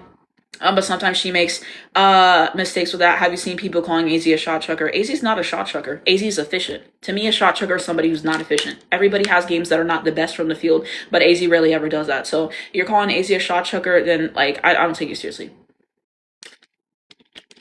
So what was I saying? I'm trying to remember. I really don't remember what I was saying. I think in order for Blanca to start, he will have to sit Sarah. I don't know. We'll see about that. Oh, I was talking about KK. I was talking about. I just remembered. So yeah, I don't know. I think like I said, I remember I talked to one of my reviews, and they were talking about, oh, y'all just want KK to be Paige, and we really don't want KK to be Paige. The thing that really hurts with missing Paige is Paige was just such a complete player and is a complete player. Just what you see, and I was telling my friends is, but Paige was gonna make sure that she got her teammates involved. Okay, AZ. She made sure she got her involved, especially when AZA was having a good game. That 34 piece that she had against St. John, making sure that she's getting her some nice stuff in transition, getting the ball right in the shooter's pocket. You see the dribble handoffs and all those other plays that she's doing specifically just for AZ to score. And she's always looking for her an opportunity. She sees AZ open in the corner. She doesn't hesitate to get her the ball and get her to look every single time. You saw that South Carolina game in the regular season and everything. You saw her getting her some nice passes in transition again. You saw the dribble handoff. She's always going to look for her. She's always going to make sure that AZ eats regardless. That's what Paige is going to do. She made sure that AZ ate every single time, and that she got touches, and that she didn't go multiple possessions without seeing the ball, and that she was a focal point and a big part of the offense, because she knows in order to win, you need somebody like AZ Flood. So she made sure that she got her involved. You saw Sarah Strong, that pick and roll that she ran with Sarah Strong all the time. You saw her getting the ball to Sarah with threes and telling her, hey, shoot this and everything. You saw her, just having a lot of good plays for Sarah. There was that one play in the USC game in the tournament whenever she got the steal and Sarah was looking at her in transition and everything. Got Sarah the ball. Boom, Sarah scores off of that and everything. Sarah was what kept us in that game in the beginning. She had, 15 points or something in the first quarter, hitting threes all over the place. Paige was going to make sure that she got the ball. She saw Ashlyn Shade open for some threes. Why not? Let's give her the ball for some threes and everything. My point is that Paige was going to make sure that everybody was involved in the offense. She always saw the opportunities for them to be able to score. She made opportunities for them to be able to score. She knows if I come up with the ball and everything, they're going to think I'm going to take the shot for myself. Let me get the defensive pressure on me, and then boom, I'm going to kick it out to AZ for a three. Boom, I'm going to kick it out to Sarah for a three. I'm going to set this pick and roll with Sarah. I'm going to get everybody involved in the game. That's what Paige is really good at. Paige is really good at reading the floor, knowing what the game calls for. 100%. That is Paige's strong suit. She knows when to take a shot for herself. She knows how to get other people involved and when to get other people involved and to have confidence. That was that one game in the tournament when Paige was scoring and everything, and she saw Ashlyn Shea right next to her, and I think Ashlyn gave her the ball. Paige gave it right back. She said, take the shot. She's instilling confidence in her teammates and everything. She's making sure everybody's going to eat, and she cares a lot about getting everybody involved, okay? And she takes as much pride in that as she does in scoring herself, okay? I think KK is different. Obviously, and you can't expect it to be the same, And so I think the thing with KK, it's like she really focused on her defense first. That's really her calling card. She's going to be able to turn people over and, score on the other end and be disruptive and be a defensive menace. And that's really her role. Scoring is not really her strong suit and everything. Like I said, I would like to see 10 points a game from KK, but I don't know why I don't see KK attempt any mid-range shots. KK, a junior in college, and she still has yet to develop a solid jump shot. And to me, that's sad. You had 2 years to develop that. And no, all we do is take contested layups at the rim and everything. I believe she shot 10 of 47 from 3 last year. Now she's hesitant to take threes. I think she should take at least 2 threes a game. I want to see her be more versatile in the amount of ways that she can score and when she takes shots, because sometimes she takes shots at inappropriate moments. There was one game they were playing Iowa, I believe, actually. And AZ gave her the ball, I think, for like a layup or something. She hesitated too much. AZ said, kick that out. And she kicked it out to Blonga. Boom, take the 3. But why is that something that you have to be told to do? Why is that something you have to be told to do? You hesitate that much, just pass the ball. They see you hesitate that much, boom, they're going to knock that ball out of your hands every single time. So I think that's something to me that I'm not understanding. Some stuff that she should have developed these past 2 years that frankly she hasn't developed. And so I'm concerned about that. The court vision at times and stuff and what she's seeing, the shots that she decides to take, I think struggling with the post entry passes and making some bad passes. It's just you got to consistently feed the post. You got to consistently feed your shooters and everything. Okay, every single game we saw Paige playing with everybody. We knew everybody was going to eat and Paige was going to find her way to get the points in that. But I think with KK, she's like, I'm going to score. And that's what she focuses on. I'm going to assist. This is what I'm going to focus on. I'm going to play defense. There's a way to do all of that within the flow of the game. And I think that that's something that KK has to learn. And so I'm not expecting KK to be Paige. I'm not expecting KK to go put up 20 points a game. I'm not expecting those things. I just think there's some stuff that you would have hoped that she would have learned by now that unfortunately she has not learned. And it is what it is. I want her to be able to, to run the offense decently, to be able to set up some nice plays, to get people involved and get herself some 10 points a game. Hit a couple shots for herself in the game and then we go home. Okay. So I think when you lose a player like Paige, that was just such a complete player, offensively, and I thought that her defense was really strong too, and just the way that she gets her teammates involved, I think you're going to struggle with that. And we can't expect KK to be Paige. You got to play to what she does well, and I think that there's some things that she has to develop straight up. Okay, so I think that those are where my frustrations with KK lie, because she makes some critical mistakes that she shouldn't be making at this point, I feel, honestly. And then if we look at everybody else in the starting lineup, we can talk about AZ, obviously. The entire thing with AZ is that the field goal attempts are not consistent. Like I said, I would like to see at least 15 field goal attempted per game. And somebody in my comments was asking why, and that UConn is the offense of making the extra pass and such and such and such. One of the reasons why AZ has to take 15 field goals in a game and Sarah has to take 15 field goals in a game and everything, because they're the main ones who are consistent. Okay, it is what it is. You look at how many points they have per game and everything, and you look at everybody else. You look at what happens when we are down. What do? They go and they get AZ the ball and everything, so they can get us back up and everything. You want consistent offense. You get the ball to Sarah and you get the ball to AZ. They are the ones who consistently deliver for us. So yes, they should take the most shots because they're going to make the most shots. You can get Ashlyn Shade threes all day, and is she going to make most of them? Probably not. It is what it is. We going and playing offense and getting Ashlyn Shade and Alex Isabella more involved in the offense than AZ at this point, at times. And that's frustrating for me to watch. Because that shouldn't happen. I'm watching the games and I'm watching AZ run cardio. And in my opinion, that should not happen. I'm sorry. Multiple offensive possessions where the ball don't touch AZ's hands. And I don't like that. Okay? And there was a point in the game, and the last game, where Sarah was running cardio. And I'm like, why is she running cardio? Why does he keep doing lineups with Ali Zabel and Ashlyn Shade on the floor at the same time? They're going to give you the same thing. Ali Zabel get cooked on defense. Ashlyn Shade get cooked on defense. The 3-ball is not consistent for either of them. Every time I see Ashlyn Shade try to create her own shot, I know for a fact it's not going in. And when it does go in, I'm surprised that it went in, okay? She can get rebounds every once in a while, but she has so many negative plays. That Michigan game when Ashlyn Shade was 3 of 10 from the field, and multiple bad plays. She had offensive fouls in that game. Wasn't it in that game where AZ was trying to get her that pass in transition, wasn't even looking, and then boom, AZ turned the ball over because she wasn't looking. When you go in transition, you're looking. Why aren't you looking to see what AZ is going to do next? That's just something that should be understood at that point. That one moment in the game, whenever she got the ball and she turned it over to Michigan, and luckily Michigan didn't make that shot, but she makes so many errors in every single game that people are not talking about. Let's talk about that stretch with like the USC game and all those games when she kept getting offensive fouls every single game.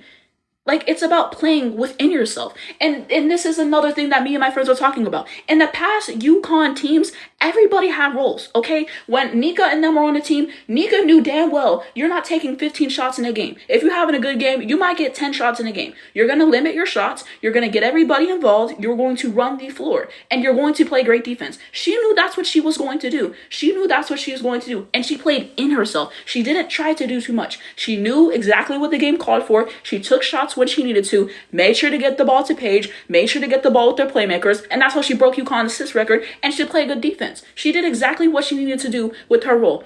This entire everybody is leaders thing and all this other stuff and just evening out the offense, it doesn't work. And every single team, you're going to need 1 to 2 players who are going to be the main one who takes the most shots and everything. I'm not saying shot chuck. I'm not saying AZ and Sarah 30 field goal attempted per game. I'm not saying that. But yes, they should have at least 15 field goal attempted in a game. And I don't think that is crazy to say that when they are the most consistent ones. And that's what we need to have. We need to have times. Like, I'm not saying, like, I'm just saying, like, they need to take most of the shots in the game. You know, Ashlyn get a couple shots a game, maybe 3 to 5 shots in a game, maybe 3 to 5 shots in a game. There should never be a game where Ashlyn Shea has 10 field goal attempted. And the last game, for some reason, I don't know why Blanca didn't have 10 field goals attempted when she's our 3rd best player on the team. I don't know why. I don't know why. Okay, so that was a big problem for me. And Blanca is really the only consistent player off the bench right now. So when he goes to that second unit, it's bad.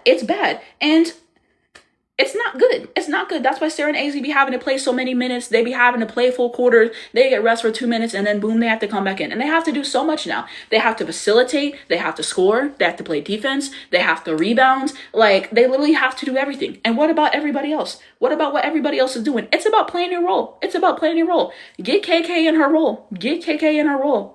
Okay, have her play within herself. Don't have her too much. She's feeling the pressure, and to some degree that she should, but nobody expecting KK to go out and score 15 points a game. Give me 10 points a game. That's all I'm asking for KK. Run the offense decently and do your thing on defense. That's all I'm asking for KK to do. Limit the turnovers, okay?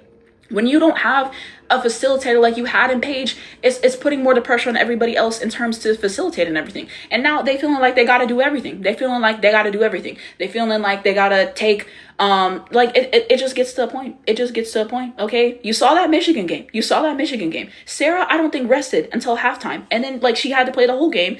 AZ barely got to rest in that game because everyone else was doing fuck all and everyone else was taking bad. Everybody got to know their role. That's the point of this entire rant. Okay. Let me read my comments and then I'm gonna talk about Sarah next. Hold on. Someone was saying KK and to some extent the whole team, they keep throwing passes at Sarah and AZ's feet. Yeah, the turnovers we've been having in the last 2 games is unacceptable. 100%. No, sit shade. I think, okay, I read that one.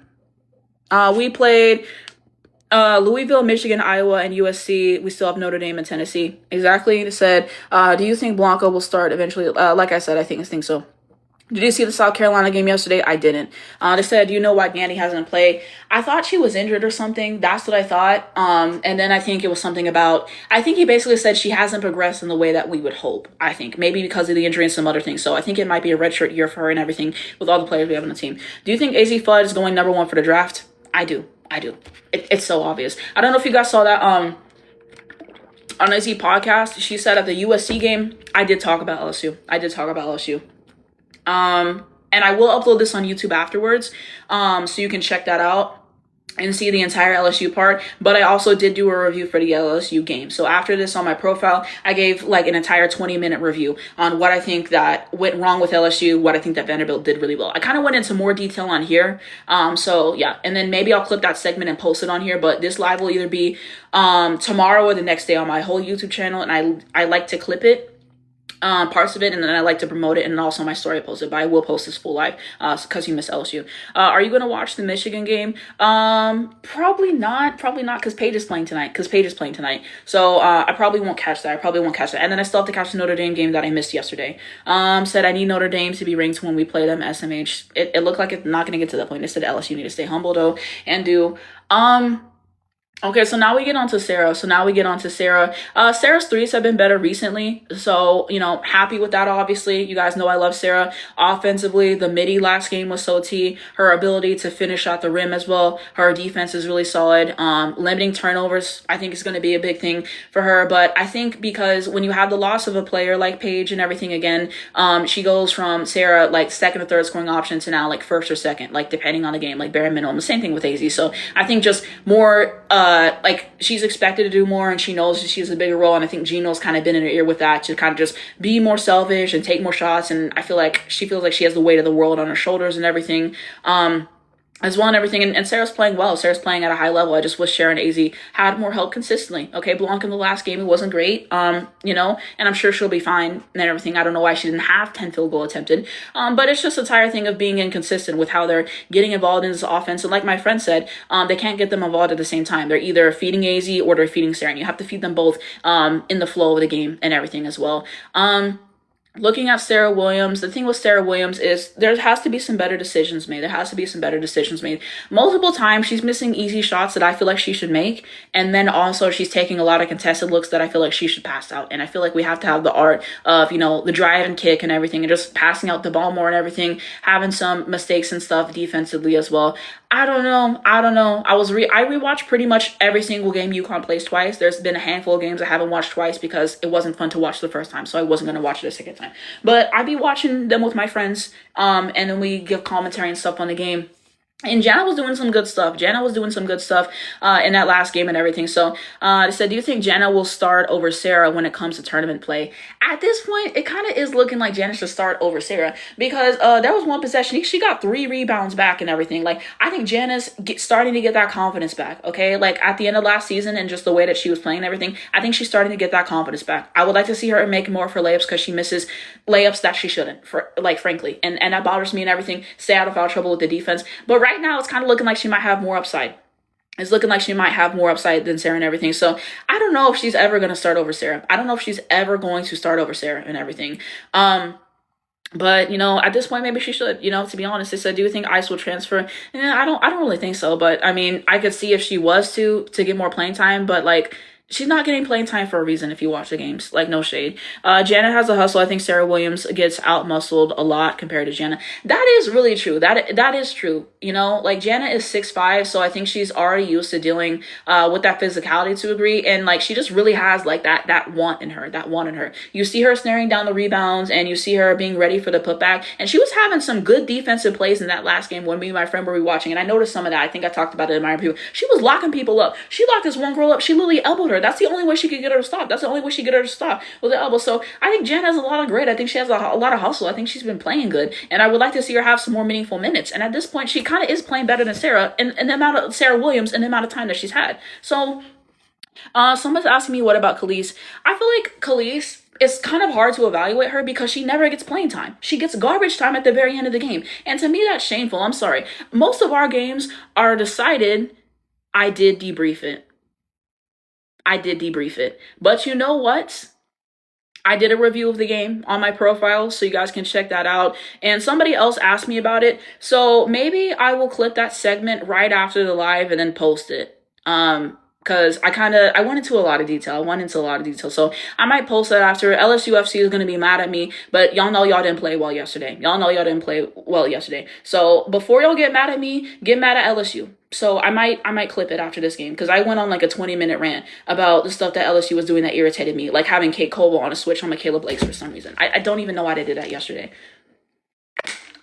But yeah, so what was I trying to say? But yeah, she doesn't get to play any meaningful minutes. Our games are decided by the top of the fourth quarter. So why is she not getting to play at the top of the fourth quarter? She gets to play when there's 2 or 3 minutes left in the game. She's not getting to see the ball a whole lot. I would like to see more. And there has been some games where she's played some meaningful minutes and she's got some good buckets and everything. I think she's raw. But I think she needs the opportunity to gain that confidence for herself and to prove that she can do it and everything. Blanca's a fantastic player. The way that she got better was getting some more time to play, And when she got more time to play, she, stopped making as many mistakes. She got a lot better about the turnovers and getting those down. And, her shot selection and facilitating. Blanca can do a lot of incredible things, okay? And he's giving her that time. So I think that she just needs more time to play. At the very least, at the start of the fourth quarters, when the game is already decided, when you're putting out Caroline and you're putting out Jan and all this stuff, why can't Khalees play something?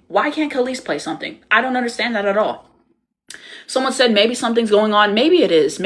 I don't know. Maybe he wants her to do a lot of film study and everything and learn that more before she plays more time in the games. It's just frustrating. I think she should have more time. Said preseason freshman of the year, but Blanca outshines for UConn's need. What does that mean? Who do you see moving to the UConn starting lineup next year after AZ and Sarah graduate? Oh, this is a really good question. I don't know, because obviously I'm sure KK will probably start next year. Maybe what is it called? Maybe K9 can be there. And everything, because I'm trying to think of like what he's done in the past, because there was a starting lineup last year whenever he had Paige and he had Caitlin Chen starting, and they kind of switched up playing that point guard role. So maybe he could start both of them. We got Popovich coming in. So maybe that could be something. And then Sarah Strong. And then is Vakosa coming next year? Maybe that, I don't know. But not every freshman gets to start. It just depends on where you're at and what you can add. He said Jana had been seemingly grumpy in practice. Chow, he be trolling though. I don't know. Jana's been looking good recently though, to me at least. I think she's been playing with a lot of hustle, a lot of grit. And she's doing a lot of good stuff. So I'm hoping that she gets some more meaningful minutes. Like genuinely, I feel like it's time for her to get some more meaningful minutes. I don't know. Sarah Williams has improved, but I would like to see more. Straight up. I'll put it that way. So I'm trying to think about everybody else on the team. Caroline, there's not really anything to say. I've seen some clips and everything, but if there's any full games you guys want me to watch or any videos you guys want me to do, please send me links in my DMs, or leave a comment of like where I can find specific stuff, because I'm always watching games. I'm always watching tape. I just really love the game of basketball. So always trying to get an edge, always trying to learn, always love seeing new players. So if you guys have like links to anything for me to watch, just like message it to me or leave a comment to where I can watch it, and I'll put it on my list and I'll get to it for sure. Because me and my friends love to watch tape. We be watching tape all the time. Like I find a lot of joy in watching tape. Will you watch a game in the next live? Probably. I just don't think we have enough time today. Because, what is it called? We have, I have to eat after this live and everything, and, get myself situated for the Page game tonight. So I feel like I just don't have enough time. And I wanted to do the live earlier, but then, what is it called? There was a game earlier that I was watching. It just didn't work out from a time perspective for me to do a game for today's live. And I really, really wanted to, but I just don't think I have the time for it today, because we do have the game tonight. But, what is it called? I think that I definitely would like to do it in the next live. So yeah, usually I don't go live this late. Usually I go live like 2-3 o'clock for me. But it was just later because of everything else. So I think the next live we will get that game. So yeah. But I'm sorry about that, y'all. Hi, Lisa, thank you for joining the live.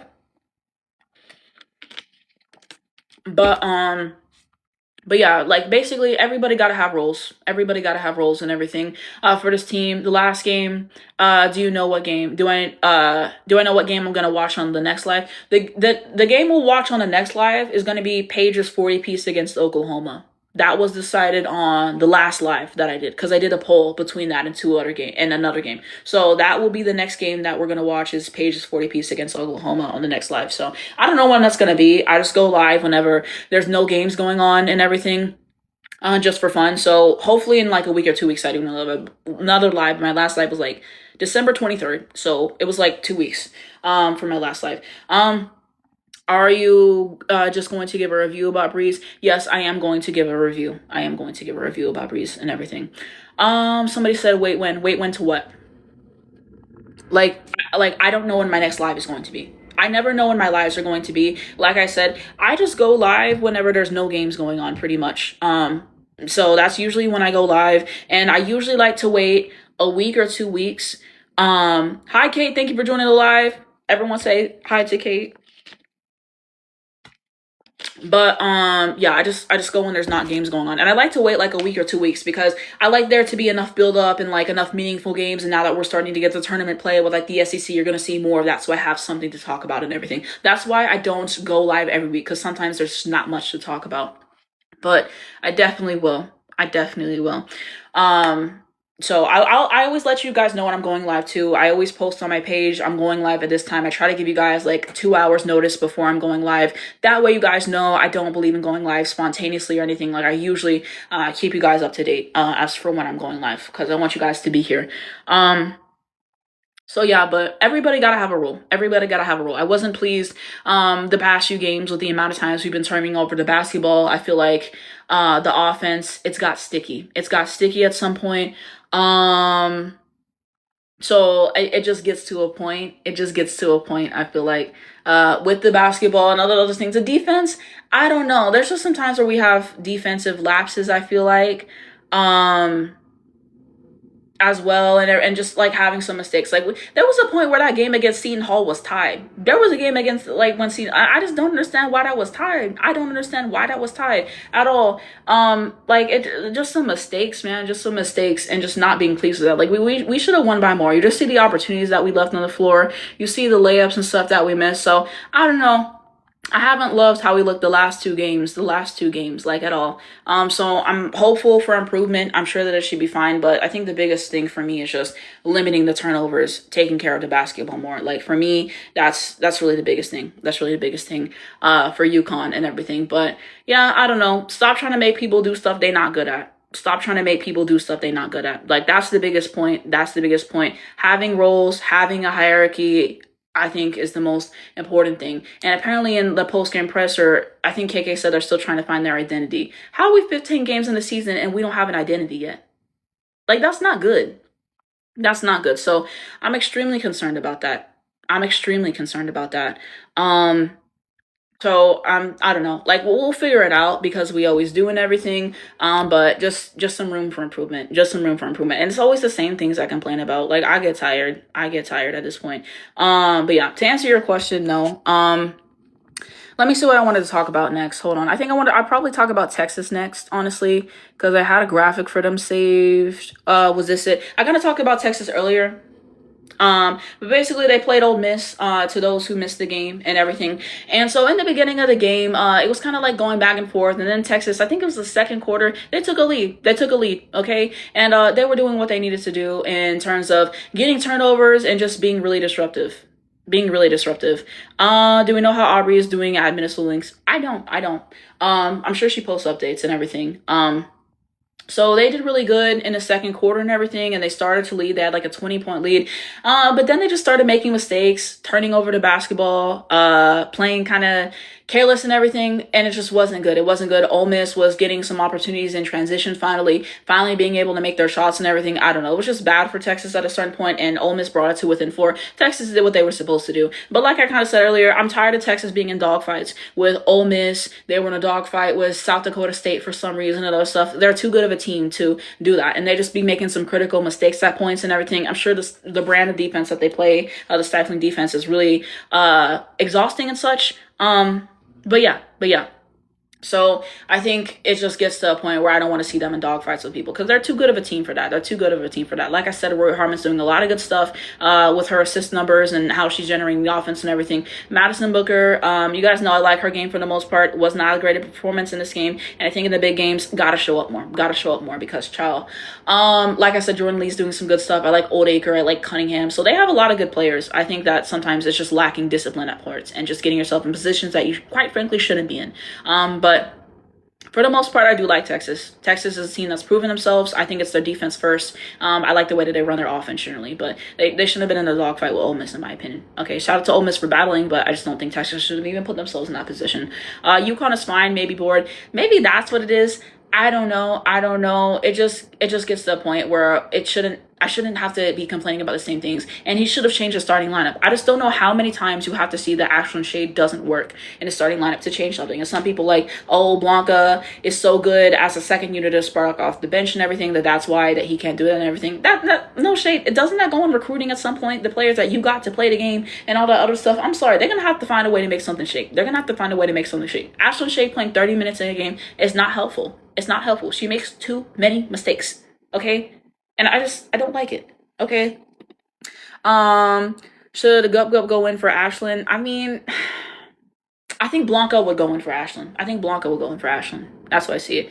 Just got in. Are you watching Unrivaled tonight on live? I wasn't planning to watch it on live because that game, what time does it start for me? Hold on. I think it's like 8 something or whatever. 9:15, and right now it's 6:05. Okay, so I wasn't planning on watching it on live, honestly, just because I don't know much longer I'm gonna do the live, but I was gonna do the live, and then I was gonna like make myself something to eat. And I'm like, I'm not about to eat on live because that's just like tacky in my opinion. And then I was gonna watch the game and review the game, but that was my plan. Oh, I didn't talk about K9. I didn't talk about K9 for UConn at all. Last game wasn't great for K9. It felt like she kind of regressed. I'm hoping what she did in the previous 2 games, we see the next one. Just being more confident in her shot. I think some of the shots that she takes are bad, quite frankly, so just the shot selection could be better. I still do like how she gets people involved in the game, the defense, she can be good on defense. I just want to see the K9 that we saw in the preseason, so I'm hopeful for her improvement. Do you think Blanca's going to end up starting at some point this season? I do think so, because when we get to the point and we start getting closer and closer, to the season, and he sees the same thing with Ashlyn Shade, and he sees Blanca continually progress, and he's going to know what we need when it comes time for the tournament. If he has Ashlyn Shade starting by the time of the tournament, that's malpractice to me. That's malpractice to me. I feel like Blanca has proved herself. That she can come in and that she can be impactful multiple times over, and she's giving you so much more than Ashlyn Shade could on both sides of the ball. So I don't understand it. I'm late to this, but UConn against USC was a sad game. For me, it wasn't, because I'm a UConn fan, so I wasn't sad. I was pleased. We did what we were supposed to do. Who do you think will be in the starting lineup next season for UConn? I don't know. KK probably. Sarah Strong, obviously, they'll be there. We got Vacosa coming in, so maybe her. Who else do we got? We got that recruit coming in, maybe her. I don't know. Not every freshman starts. So like, who knows who we're gonna get in the portal and such. So it's kind of hard to predict, So I would say that. But those are some thoughts on Texas right now. I'm trying to get my thoughts for everybody. I haven't talked about South Carolina. I haven't watched them in a few weeks. I didn't realize, because of looking at their games in the recent games, I have not seen any of them. Okay, so I can't really speak as to South Carolina recently. I believe Tanaya Latson's out, so that's unfortunate. You guys let me know down below in the comments what you think of South Carolina recently. I'll try to get to some of the recent games. I've been trying to cover a lot of games for y'all. I've been trying to there's not enough hours in the day. So I haven't had the opportunity to see them recently. Hopefully I'll get more of their games in like SEC play, and so I can give you guys more analysis, but I don't really have much to say. Thank you for the gifts about South Carolina at this point in time, unfortunately. But you guys can let me know what you guys think in the comments. Okay. Shout out to Tessa. Shout out to Joyce. That's all I know right now. I apologize about that. UCLA, talking about UCLA.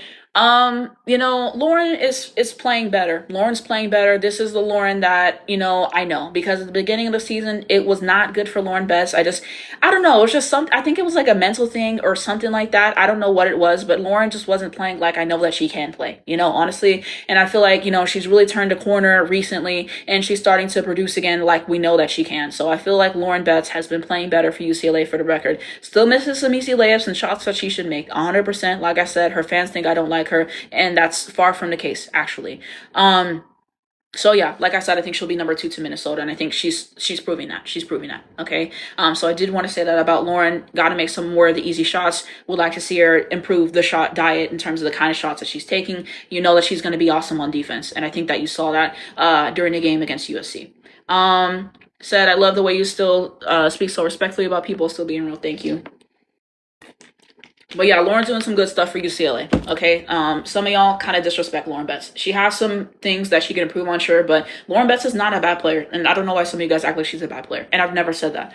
And then Hawkes not good to me. Hawkes not good to me. Every single time I watch UCLA play, Hawkes does not have a good game, okay? So Hawkes does not move me personally, I'll put it that way.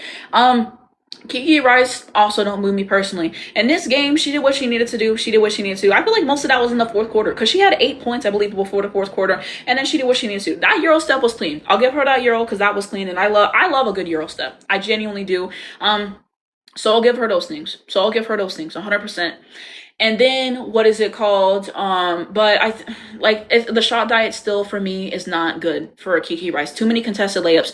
I want more middies. I want more threes, and I want her to make those at a higher clip. I'm so tired. As a guard, you have to have that outside shot. You keep going and taking contested layups in the league. They're going to block you. You have to have more as a guard. You have to have more. So that's what I want to see from her. Defense, Kiki Rice, please. Kiki Rice, just don't move me.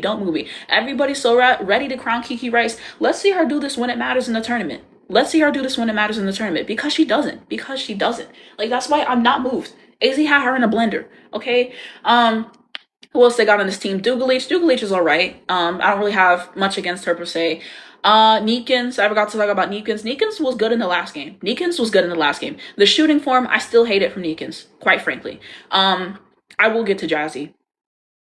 For sure. But I do like Neekins. Offensively. I think that for the most part she's been consistent. What was one of the games that I saw? It was not good for her. She had a bad shooting night recently, but for the most part she's been consistent. She can shoot the ball in a variety of ways. She can do the three.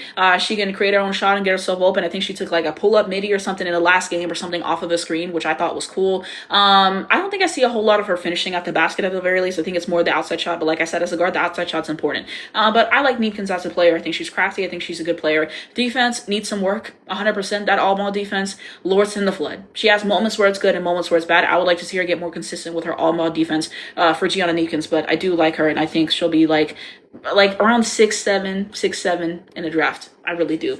So I'm fond of Gianna Neekins for UCLA at this point. Who else in the starting lineup? Charlize Ledger-Walker, that last game, that was not good. She turned over the basketball, did not have a good assist-to-turnover ratio, which I feel like has been a strong suit. And personally, I liked how she ran the offense better than Kiki Rice. But Kiki Rice did a better job the last game. I think she had 8 assists, no turnovers, something like that. She was doing good. So Charlize Ledger-Walker, that facilitating was bad. And then I don't really expect much scoring from Charlize Ledger-Walker. I really don't. But some of the shots she was taking, and she just made some bad mistakes in the last game. Who they got on the bench? I think I already talked about Dugalich. I don't know. This UCLA team, they'll fool you. Because this game, it wasn't even close for the most part. It was back and forth in the beginning. And then UCLA really stepped up their defensive pressure, and they were really bothering USC. So there's something, and they were able to score and facilitate the offense better. I think UCLA's offense looks a lot better than it did to start the season. I think they have more of an idea of what they are trying to do, But you see moments where they take bad shots, they take a lot of threes, and in some games, they're not making them at a high clip. And for the most part, I feel like my number one problem with UCLA is their guard play is inconsistent, and that Corey Close can't coach. Okay. So that's my entire thing. So they have some games where they look really good, where their guards look really good. And then whenever it's a big matchup and everything, and they game plan against Lauren Betts, and they essentially take her out of the game, and then you see the guard struggle. So that's why I'm not ready to crown UCLA. Because they get you excited. And then when a big game comes along, what does UCLA do? Okay. And you might say this was a big game, but let's be frank. Everybody know USC not good this year. Okay. We blew out USC. They just blew out USC. They lost to South Carolina. USC is just not good this year. And like one of my friends said, USC's entire offense was juju. Things that we already knew. And so when you don't have Juju in there to save you, then what's going to happen? She was the one who was generating. She was the one who consistent. She was the one who was giving you something every single night and putting up a lot of points on the board. That's what Juju does. And she does it well, And so when you don't have a great player, a generational player like Juju, it's cooked. I think Jazzy Davidson's decent, to answer the question. I think she's decent. But I think she got to get in the weight room, and I think she has to improve her shot diet. The shots that she was taking, she tried to take some floater, didn't even make. The shot diet is just bad from Jazzy Davidson. It's bad from Jazzy Davidson. She tries to take shots that she doesn't have the space to make, and just the shot diet is not good. So I think that's my problem. And in big matchups, she struggles because she's their main form of offense. And so they're going to game plan. They're going to know the scouting report and are going to game plan against Jazzy Davidson and make it extremely difficult for her. Dunn can give you some decent moments. Kennedy Smith can maybe give you some decent moments, but it's not an even tandem. It's not an even tandem, okay? Like, they're not going in the game plan for that. They're going into game plan against Jazzy Davidson and to make her struggle. And there's times where she can look decent and everything, but there's that. She's kind of a shot chucker, no shade, and right now she has to be because she's their best player. So USC just had Jazzy Davidson in a dream. And it's been that. Their defense is not good. It's not good.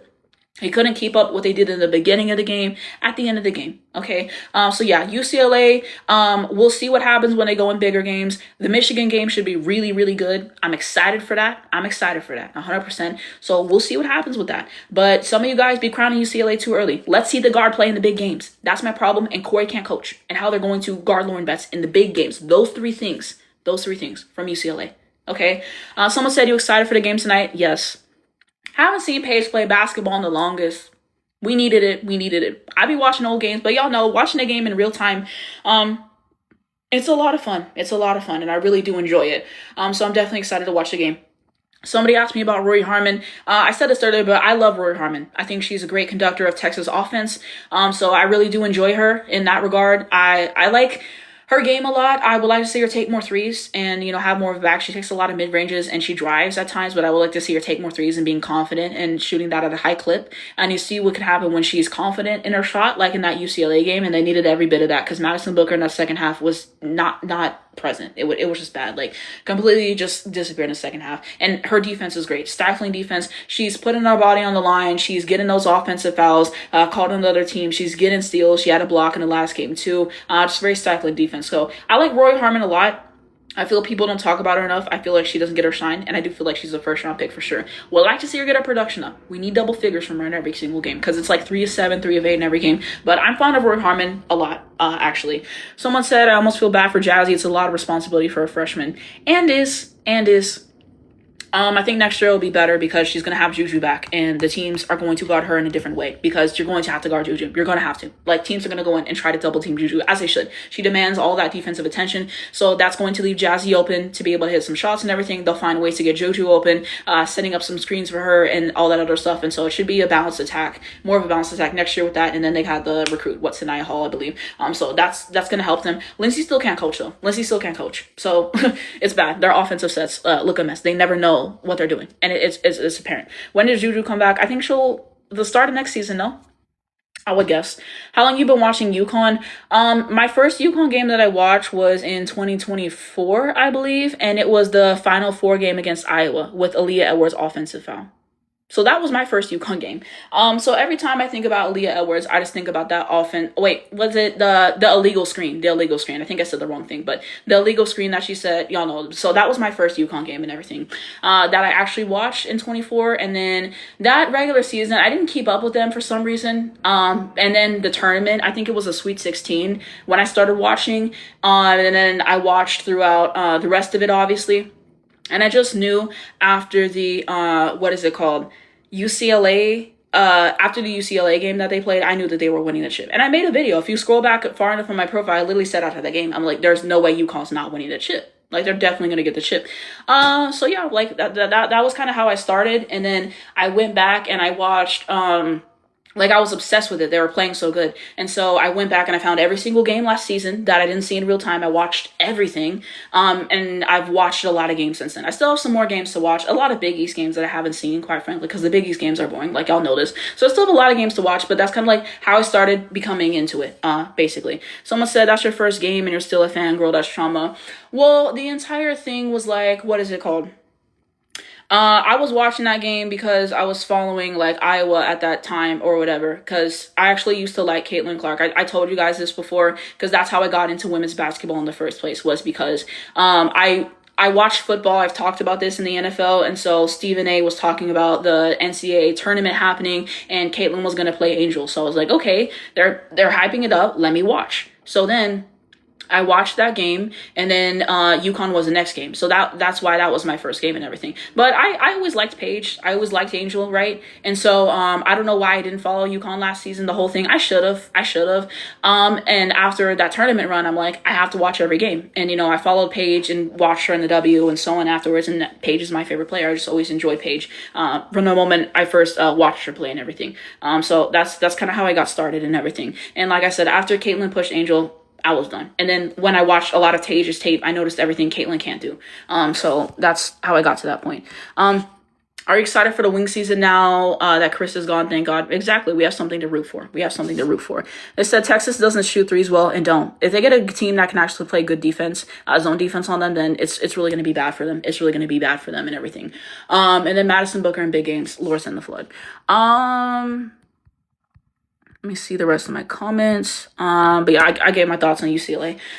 So let me see the next team that I had ready for this. Tennessee. I'll talk about them for 5 seconds. Tennessee's still not good, guys. I don't care what anybody says. They can't make threes.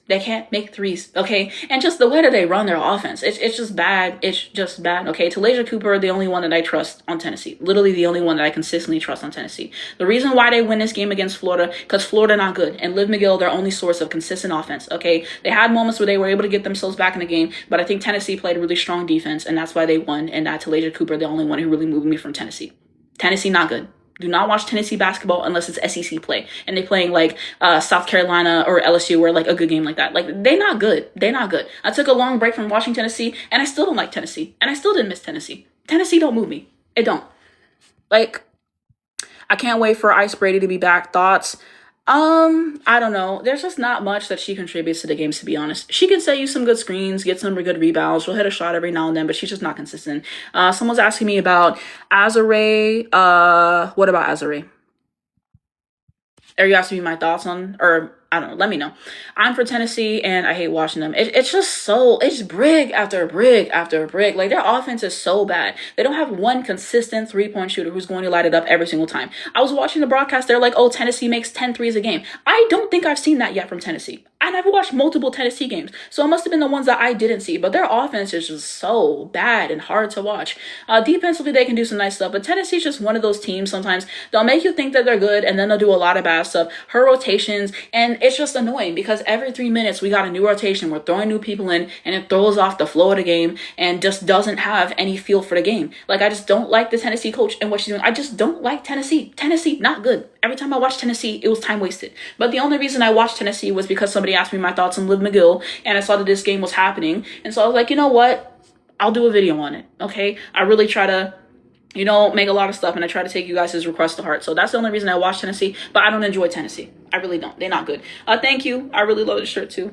Why doesn't Gino take Ganny off the bench? Nobody knows. I think he basically said she didn't progress forward meaningfully as she would have liked, like basketball perspective for him. So I think it might be a redshirt year. Do you think Mulkey has enough to lead?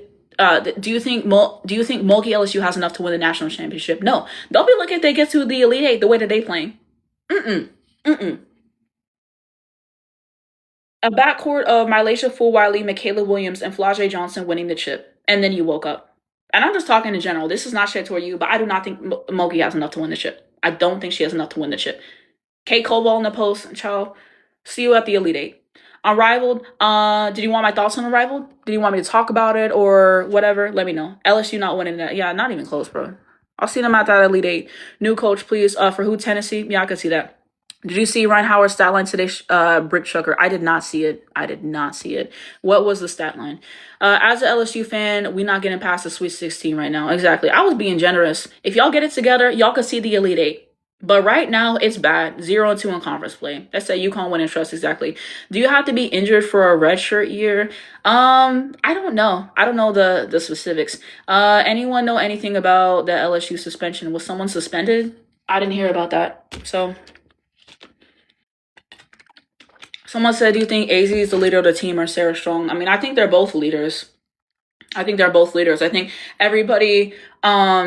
like leadership, it's not the same. Not everyone approaches leadership the same way, but I definitely think that they have their hands in the leadership, and they lead the team in a different way and in their own way. And you see them leading huddles, you see them communicating and all those other things. So I definitely think that both of them are leaders of the team in their own way for sure. And I think that they're doing a lot of good things. I think freshmen can redshirt. Someone says 3 of 15 from the field and 2 of 10 from 3. I forgot I did see the stat line. And let's think about this last year, guys, too. Last year, Arike and Ryan were on the same unrivaled team. Why would you put them on the same team? They're both shot chuckers. Ryan just a taller version of Arike that plays better defense. They're both shot chuckers. So why would you put them both on the same team?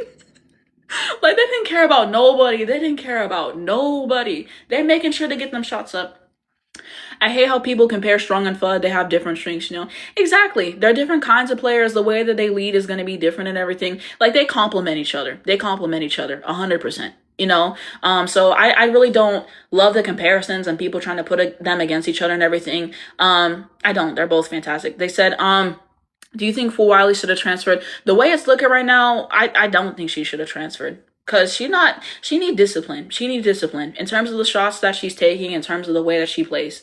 So yeah. Someone said Ryan is Vinyl, Arike is Miss. For this year, yeah, but last year they were both on the same team. I think they were both playing for Vinyl. They were both on the same team last year. I don't know why they did that. Why would you put them both on the same team, 2 shot chuckers? If Juju and Sarah win the same draft class, who do you think goes number 1? Like I said, I think it depends on what the team needs. If the team needs a guard, they'll take Juju. If the team needs a big, they'll take Sarah. I don't think you can go wrong either way. I think that these are 2 generational players you got right here. I think Juju also, the marketing with Juju is also fantastic as well. So that's just a feather in your cap that you have for Juju and everything. But both of them are fantastic. Juju, like I said, I think she's an extremely smooth player. Like, you just watch Juju games and it always stands out to me her footwork. I think her footwork is so excellent.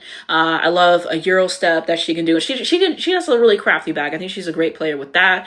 I like her defense is underrated. That game she had 8 blocks against UCLA, I believe. Her defense is really good too. And she's 6'2" and she plays like she's 6'2". She uses that to her advantage, has the heart of a champion, plays really hard, is putting up a lot of points on the board. So I think Juju's an awesome player. Like I said, her fans irritate me because I don't like the stuff that they say about AZ. I don't like the stuff that they say about AZ, and I think they get nasty, quite frankly, in talking about AZ's personal life and such. So I don't like those things. But I do like Juju a lot as a player. And when she comes back to USC, I will be seated because Lord knows they need her. It's tough.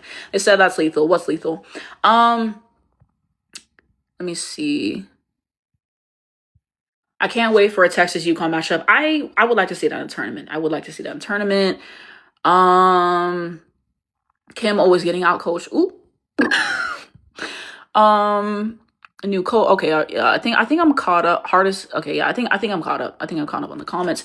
And then hide their hands. Exactly, bro. What they be saying about AZ. They just start talking about her personal life and stuff. And I just hate when people talk about something that has nothing to do with basketball. Like, we really gotta keep it on, like, I don't know. Like, I just don't like the people that the lengths people take it to. That's all I'm saying. Just keep it about basketball. That's all I'm saying. Do you think UConn and Texas will actually match up though? I feel like they're going to be on different sides of the bracket because they always put South Carolina and Texas on the same side of the bracket. Apparently, that's what they say. So I don't think that they're going to match up on the same side of the bracket to get to the championship, but maybe they could see each other in the championship. I'll put it that way. Okay. Let me see. I did forget to do my segment today. I can't even read what this says. But I think it's something about like assist to turnover ratio or something like that. But I did have to do my segment today, guys. I think there was something else I was going to use for the segment too, but I do this segment every single live. So I just wanted to take a second, and let's just appreciate Paige rookie year. Let's appreciate Paige and just know this, Caitlin Clark FC don't know ball, never know ball. Having conversations with them is literally like talking to a brick wall. Okay. They just move the goalposts and everything, to uplift her, and they don't want to have honest conversations. Okay. So those are 2 things to know. I do have this every single live. So that was something that I did want to get out of the way. Here's all the undefeated teams right now. Okay, so we got UConn, Texas, Texas Tech, and Vanderbilt. So here's all the undefeated teams for that as well. This would probably be a good time to talk about Unrivaled because someone was asking about it. But if everyone wants to know when Paige plays, the times and all the other stuff, transfer it to your time zone and everything. For me, it's going to be at 8:15 that Paige plays today. So she's going to play today, 9:15 Eastern time. They're going to play against the Phantom, and then they have a little break. January 9th, they'll be back. Okay, and they're gonna play the Hive. That should be a good game. Then they have the Rose on January 11th at 7:30 Eastern. Then they have the Vinyl January 17th, 8:45 Eastern. They have the Miss January 19th, 8 Eastern. You can watch this on HBO and True TV and TNT as well. So that's how you can watch these games. If you don't have any of those things, try TV App, the website. Hopefully someone can comment it. I think it's like tvapp.co or something. So they do have that as well. So you guys can check that out. And I'm sure sometimes people stream on YouTube or whatever, or I don't know. One thing about Page fans and Page FC and UConn fans, we are going to find a way to make sure we have the game. So try websites, try YouTube, try asking your mutuals and everything. Somebody's always going to have a way to watch the game. I promise y'all that. I promise y'all that. I swear. After every game is over, they be uploading it on YouTube. So if you search it, you can find, the channels and all that other stuff. Sorry if this has been covered already, but who do you have going back-to-back NCAA? Are you talking about, like for the championship? UConn going back-to-back, if that's what you meant. YouTube shows it live. Yeah, like usually you can find it on YouTube, but there's a bunch of different stuff. Somebody asked me about my thoughts on Kim Mulkey's presser after the Vanderbilt loss. Okay. This is actually a good question. I said it's on YouTube internationally. Well, there you go. There you go. These are all the games that Paige is going to Unrivaled for. She's playing for Unrivaled. Paige is going to be playing with Breeze for Unrivaled, and these are all the games and when she's going to be playing them. And so, like people saying, you can find it on YouTube, and then you can also find it on HBO and True TV and TNT. So that's how you guys can find these games. If you guys were curious and everything, like I said, somebody always has the game. So if you guys, hit up your friends, how do you watch the game? There's multiple ways to watch it. Yeah, they do this during the W off season. Yeah. This is the second year of Unrivaled. Last year was the inaugural year. So this is the second year, and Paige is participating this year. But my thoughts on Kim Mulkey's presser, I don't know. I feel like she took accountability for the most part. She basically said LSU was not good this year. She said, we just don't have it in us at this point, and we need kind of that toughness, and it's not something that can be taught. It's basically something that is a mentality at this rate, and basically that they're not good enough and that they don't want it enough. That was kind of the point, and that there is a pregame starting now. Okay, period. And so yeah, she basically gave Vanderbilt credit for the most part. She said that they played good defense on Blake's, which I don't think that she did, because that fourth quarter she lit them up and had like 13 points in the fourth quarter, and nobody could guard her for some reason. Kate Kova on a switch. I'm just never gonna let that go. I'm never going to let that go. Okay. And so yeah, I don't even know. I would have had like Flage on her or Malaysia, but they were also getting cooked on defense at parts in the game and like having dumb fouls in the game. So it's really frustrating. It's really frustrating in that regard, because but she really said they played good defense on her and everything. Like, I know she wasn't efficient, but when it mattered, she got to the cup and she finished in that fourth quarter. And I can't say that about LSU. So for the most part, she kept it real. And then there's just some stuff that she said that didn't make any sense to me. So yeah. And that whole thing about, if we would have played, I guess like harder teams, we would have more losses. Okay. Like I said, wouldn't you rather have a loss at the beginning of the season than right now in conference play? Because it's not going to get easier. Okay. It would have been a lot more respectable, and you would understand we need to work on the defense. We need to work on the leadership. We need to work on the hierarchy, and just the mentality of this LSU team was not right. It's just a bunch of street ball. It's no discipline. It's shot chucking, not running the offense right, getting sped up and bothered by all this defensive pressure, terrible defense. All these things are huge problems for LSU right now. And they've been problems. But Kim Mulkey want to have them play D9 church schools. And they win and they blow out the team, so they don't think that there's a problem. But there's been a problem. And I told you guys there was a problem. So I'm just irritated right now. I'm just irritated right now with LSU. Now you 0-2 in conference play. Celebrating before the game is over. Why would you celebrate before the game is over? There was like 18 seconds left. Okay, you can make something shake with that. If it was football, yeah, sure, you could have celebrated. But basketball don't work that way. Okay, even if you have a minute left in a basketball game, that's a lot of time. That's a lot of time. So, guys, you can't watch the games live on YouTube if you're in the USA. Yeah, try TV app. Try TV app. It's a website. You guys can. Thank you guys for following the account, though. I appreciate y'all. Crazy how quick the 4 versus AZ comparisons got shut down. And just like I said, they're just writing checks that they can't cash and everything. And it's just, people just keep comparing people to AZ that, I don't know. You just put people up against AZ, it's just not going to look good. And I like Flage a lot. Like I said, I felt like it was some lack of discipline and some other things. And I think AZ is more fundamentally sound. That's what I think the difference is. And AZ is more consistent. It is what it is. But I do like Flage. I think her fans be writing checks that it's not getting cashed. Okay. Do I think AZ going number one? Is that what somebody asked me? I think AZ is going number one, yes. Just the offensive package, I think is fantastic. The threes are really strong, like 49% from three or something, and she's shooting like 7 threes a game, so she's really efficient from the three-point line. Her mid-range is strong, and I think she should use it more. She can hit the layup and reverse and finish through contact and stuff, too. And, I think you have those things. Her defense, she's a lockdown defender. She doesn't get enough credit for that as well. She's showing up in big matchups. We saw what she did against Michigan when she had the 31 piece as well. The Iowa game, she had 27. Every time the moment matters the most, AZ stepping up. And just the maturity that she has as a player, the way that she's representing herself and will represent an organization. I think you definitely take AZ. And AZ and Paige have historically played well together, and it's a great backcourt. So, yes, we take AZ at number one. Who do you think the Lynx are going to draft? I think AZ. I think that they're going to take Lauren Betts because they need a real post presence. Lan is 6'4", in certain matchups, like whenever they play Asia Wilson, whenever they play Angel Reese, Lan is in hell.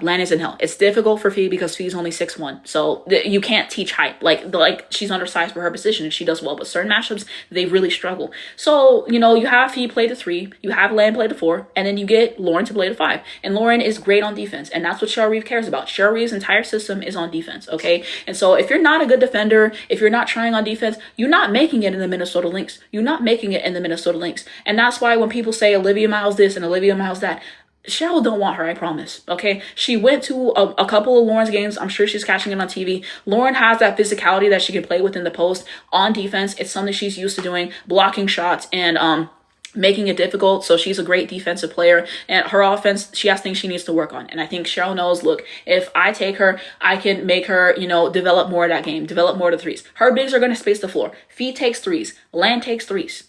Bridget Carlton is a small forward, allegedly, and she takes threes. So the point is, she's going to make you take that 3 ball. The Minnesota Lynx, like I said, is the league version of UConn, in my opinion. So she's going to make Lauren work on all the things that Corey Close didn't think was important to work on for some reason. And she's going to, do all that. So I think she's taking Lauren.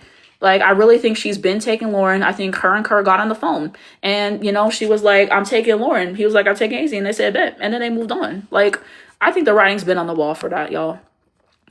Someone said, do you think AZ and Paige are together? They've been together. They announced they're together. YouTube TV also has it. Yeah, if y'all have YouTube TV, check that out. Someone said AZ 1 or 2 in the draft. AZ is definitely number 1. What's your favorite team in the rival? My favorite team this year is going to be Breeze, because that's the team Paige is playing on. Last year, I watched Fee's team, which was a lot of fun to watch, the Lunar Owls, and then I watched Angel's team, the Rose. So I enjoyed those teams last year, and those are the teams that I followed every single game for, pretty much. Who do you think is a better point guard for UConn? KK or K9? I think K9, in terms of the way that she plays the point guard position, is better. Just the things that she's able to see, the way that she's able to get players involved and stuff, and the court vision and everything. I think she just plays the point guard position a lot better than KK. I think that K9 is just a natural point guard and KK isn't, and she's trying to learn that. And there is a difference. It just comes easier to certain people. So I think the way that she plays the point guard position is better. I think overall KK is probably playing better right now in terms of putting more points on the board, and probably from a defensive perspective and everything, because there was that lull that K9 had. But in terms of playing the position of point guard, I think K9 is better. What about Audie Crooks? My thoughts on Audie Crooks. Basically, I think that there's still stuff that I would like to see expanded on in the bag. I would like to see a 3-point shot. I know that she has the fadeaway that she uses sometimes and everything, but maybe a longer mid-range is something that could be added as well, just in terms of the scoring package and everything, because she just used to botting her way in the post. And wherever you get in the league and you're going to have to play against dominant post players like Jonquil Jones, like Asia Wilson, like Angel Reese, then what is she going to do? Because they're going to block that shot. They're going to make it difficult to get that shot off. So I'd like to see more of that. Like I said, I think she has a good whistle, and got to use it to air advantage. Like, a good whistle is a good whistle. You can't really control that, I guess. And I think that sometimes she gets away with the physicality in a way. People try to defend her and double team her, and then they get called for the fouls and everything. So I think it's frustrating in that regard, because it's how are you you know what I'm saying? How are you supposed to stop if you're not allowed to play defense? I guess it seems, from what I've seen. Because there was a clip I saw of one of the games. It was the highlights, and her highlights, it was her committing multiple offensive fouls that she's not getting called for and everything. So I think there's room to grow. I think she's good at what she does. Obviously, it's a lot of similar things that I say about Lauren Betts. I think that she's good at what she can do. I just worry about how that's going to translate to the next level. And the defense, I forgot to say this last time, her defense is terrible. She's lazy on defense. She just walks around. Like literally, like she did, like the conditioning and stuff is a problem for me as well. So I think she has stuff she has to work on. I think she's good at what she can do and everything, but for me, I guess it doesn't look sustainable for the league. I think there's some stuff that she has to work on. That defense, it's just as a post player, you gotta have good defense. You gotta have good defense. So yeah, she can rebound, sure. Who do you think the Lynx will draft? I think they're gonna take Lauren Betts. Ooh, my sister liked the live finally. Every time I'm on live, y'all, my sister literally scroll past the live. She don't join the live. She finally liked my live. She probably scrolled off at this point. AZ to the Wings, exactly. Like I said, I think the Lynx are gonna take Lauren Betts. Do you think they would have lost if AZ didn't step up in the Michigan game? 100%. 100%. AZ knows at this point what to say. AZ knows that this is her last year. AZ knows she's one of the best players of the team. AZ knows that she has to be a leader. And AZ knows that she can't disappear in big games, okay? We saw what was happening in that game. We saw how close it was. AZ said, I have to do it myself. I have to. She knows that, and she stepped up, and she rose to the moment. And she was the one who we needed, you know? Sarah really tried. They were fouling the hell out of her in the post and everything, and so there was that. Maybe missed a shot or two that she could have made sure, but like they were just all over Sarah. They were just all over Sarah, and she really tried her hardest. She really tried her hardest, and everything. But AZ, like, we know the kind of talent she has. She was made for moments like this. So if we didn't have a player like AZ, if AZ didn't step up in that game, we 100% would have lost. She's the reason why we won that game. I hope AZ goes number one. She will be number one. My sister still illustrate exactly. Child, they always say that. Like, it just gets to the point. You can't believe everything you read. People just say stuff. What do you think of LSU right now? I think they're a mess. Offensively and defensively. They're not disciplined. And it came through in those last two games. Pretty sure you can watch the game on Hulu. Is Cooks a draft prospect for next year? I think she's a junior. So you think Bess is going to? Yeah, I think she's going to. I think the way she's playing, especially too, like Lynx need post presence bad, bro. I'm telling you, like they have post plays, but like I'm saying, like defense in the post in certain matchups they really struggle. And I think that Lauren Bass can get like she's consistent for UCLA. She's consistent for UCLA. Okay, she doesn't give up. She works really hard. She's a smart player. I think she would be great in chivalry system, especially with her defensive prowess for sure. Somebody said thoughts on Sarah Strong. I love Sarah Strong. Sarah Strong is baby gold. She's one of my favorite players. I love what she's doing for UConn. The three balls back, so I'm pleased with that. She can hit the mid-range. I would like to see that more. Her being able to finish at the rim and through contact, and just the way that she moves. Power forward. Just a great player. She can facilitate on the side a little bit. What else do I like? Her defense is really good as well. For the most part, she doesn't really get sped up in game and everything. She just kind of plays at her pace and everything. And just a really dynamic player, a dynamic scorer. Love the defense. Sarah Strong is a generational player. I really do love Sarah Strong and what she's doing for this UConn team and everything. And on rare occasions, I've heard people diss Sarah Strong, which I don't know. You don't really hear that often, but some people don't like her in her game for some reason. I don't know what there's not to like about Sarah. I think she's an awesome, awesome player. And I just love how she's been stepping up with her leadership this year and this role this year. She's just consistent. You know what you're going to get from her. She's an awesome player. So generational hoops. Your basketball knowledge is impressive. You're not just invested in the drama, but you admire skill. Absolutely. Like, I just really love the game. I really love the game. That's why I watch so many games. That's why I do so many reviews and everything. I just enjoy it. Like I said, me and my friends like to watch tape in our spare time, always watching games, always getting edge. But I just enjoy it. I just enjoy the skill of the game. I love to see a mid-range jump shot. I love to see a three-point shot. I love to see finishing at the basket. I love to understand, the game plan before, how certain players are going to play each other, the chess match. I love good defense. I really enjoy the game and learning as much as I can. Did you see AZ talking about signing her Dallas Wings jersey? I think I started talking about that earlier and I forgot, but I did see, okay? She's talking about how they have this already. AZ knows she will be a Dallas Wing. AZ knows she will be a Dallas Wing, okay? And that person was smart, okay? Because on draft night, everybody's going to be ordering them jerseys. Everyone's going to be ordering them jerseys, okay? So that's something that we know. Okay? And so whenever it was draft night for Paige, I bought my jersey on draft night. Don't play. Paige's jersey sell out quick. I still have yet to get a Paige on rival jersey. Honestly. Because what is it called? It sold out in 18 minutes, so I didn't get the opportunity. I did not get the opportunity. Hopefully they restock again. But one of my friends was saying this, and I agree. But why do they have like a limited quantity of the jerseys and everything? You know what I'm saying? Like, just like, even if it takes a month, I'll still order it. I want a Paige jersey. I have 2 Paige Dallas Wings jerseys. Okay, I have one of her UConn jerseys. Like, my favorite players, I will support them. Like, she's in demand for a reason. At the shop, at what is it called? Foreign rival, they didn't even like have her jersey displayed because of high demand, and it was going to sell quick. Make more of them. Make more of them. I want a jersey, and I couldn't get one. I couldn't get one. So that's unfortunate. Someone said, is AZ a number one option in the WNBA? Yeah, at very worst, AZ is a number two option. AZ can be number one or number two option depending on the game. Like, she's that talented of a player. I was telling my friends this, but if you got a shooting guard on your team and that shooting guard isn't at the worst a number two option, then you're fucked. The shooting guard position is so important, and people do not talk about the shooting guard position enough. I'm sorry. Your shooting guard is not at least a number two option on the team and not getting enough shots consistently at that rate. You are literally cooked. We saw it this past year with Dallas Wings how important the shooting guard position is. The shooting guard means something. The shooting guard means something, okay? People don't talk about that enough, okay? It's hard to find. You know, Jackie Young can kind of play that one or that two, but for the purpose of the Las Vegas Aces, she kind of is their shooting guard. But you saw how her consistent play was helping, okay? So the shooting guard position as a whole, like, it's really important. It's really important, and everything. And to be consistent at that position and to have confidence at that position, like I said, like, nobody talks about that enough. But that shooting guard position is one of the most important on the floor. And, like, everybody has importance to some degree, obviously, but that shooting guard position, man.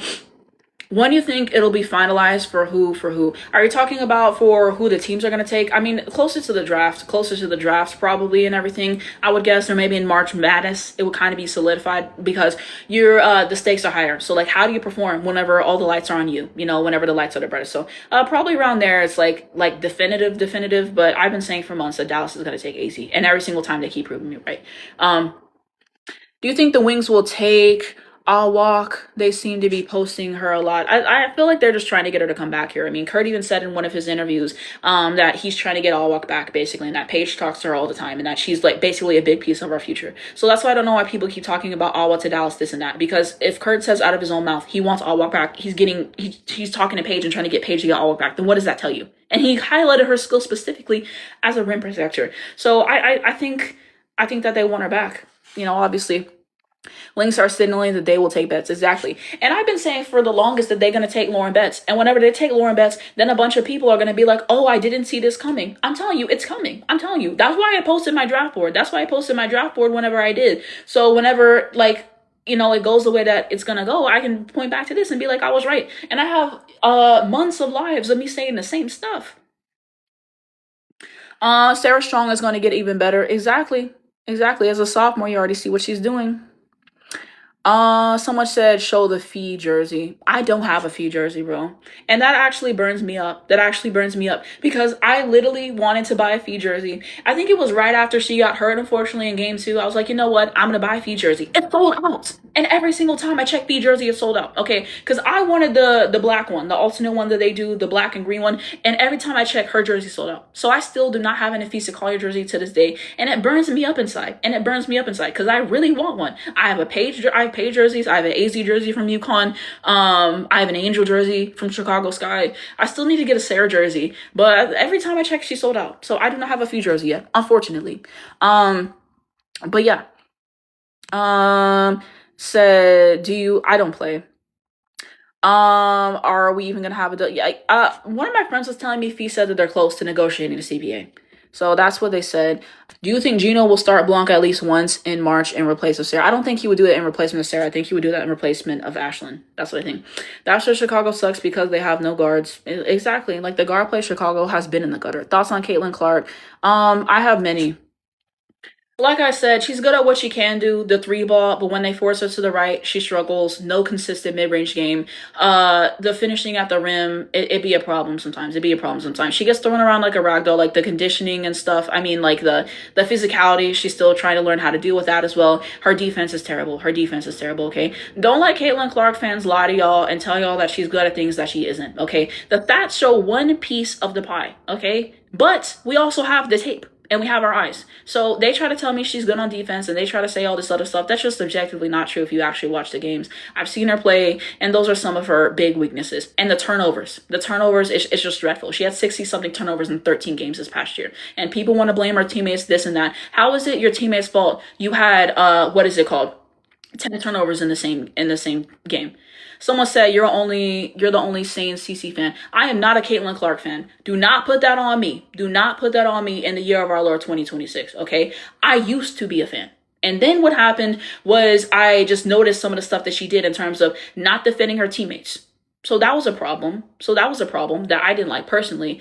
And then just like her attitude on the court and stuff as well, I didn't like. And just the way she handled the Angel situation as well. And whenever she pushed Angel, that day, I was done. I said, I will never see it for Caitlin Clark again. I will never promote her again. I'm not going out of my way to watch her games unless she plays my team. And I haven't seen her for since that day. And then whenever I watched more of Paige's tape and saw all the things that Paige can do, and I went back to see Caitlin, I wasn't moved anymore. And then she was bad last season, but don't bring that up to Caitlin fans because we're not allowed to talk about it. We're not allowed to talk how she was terrible last season and everything. And I wish her the best in her recoveries from her injuries and everything as well. She wasn't playing every single game hurt though.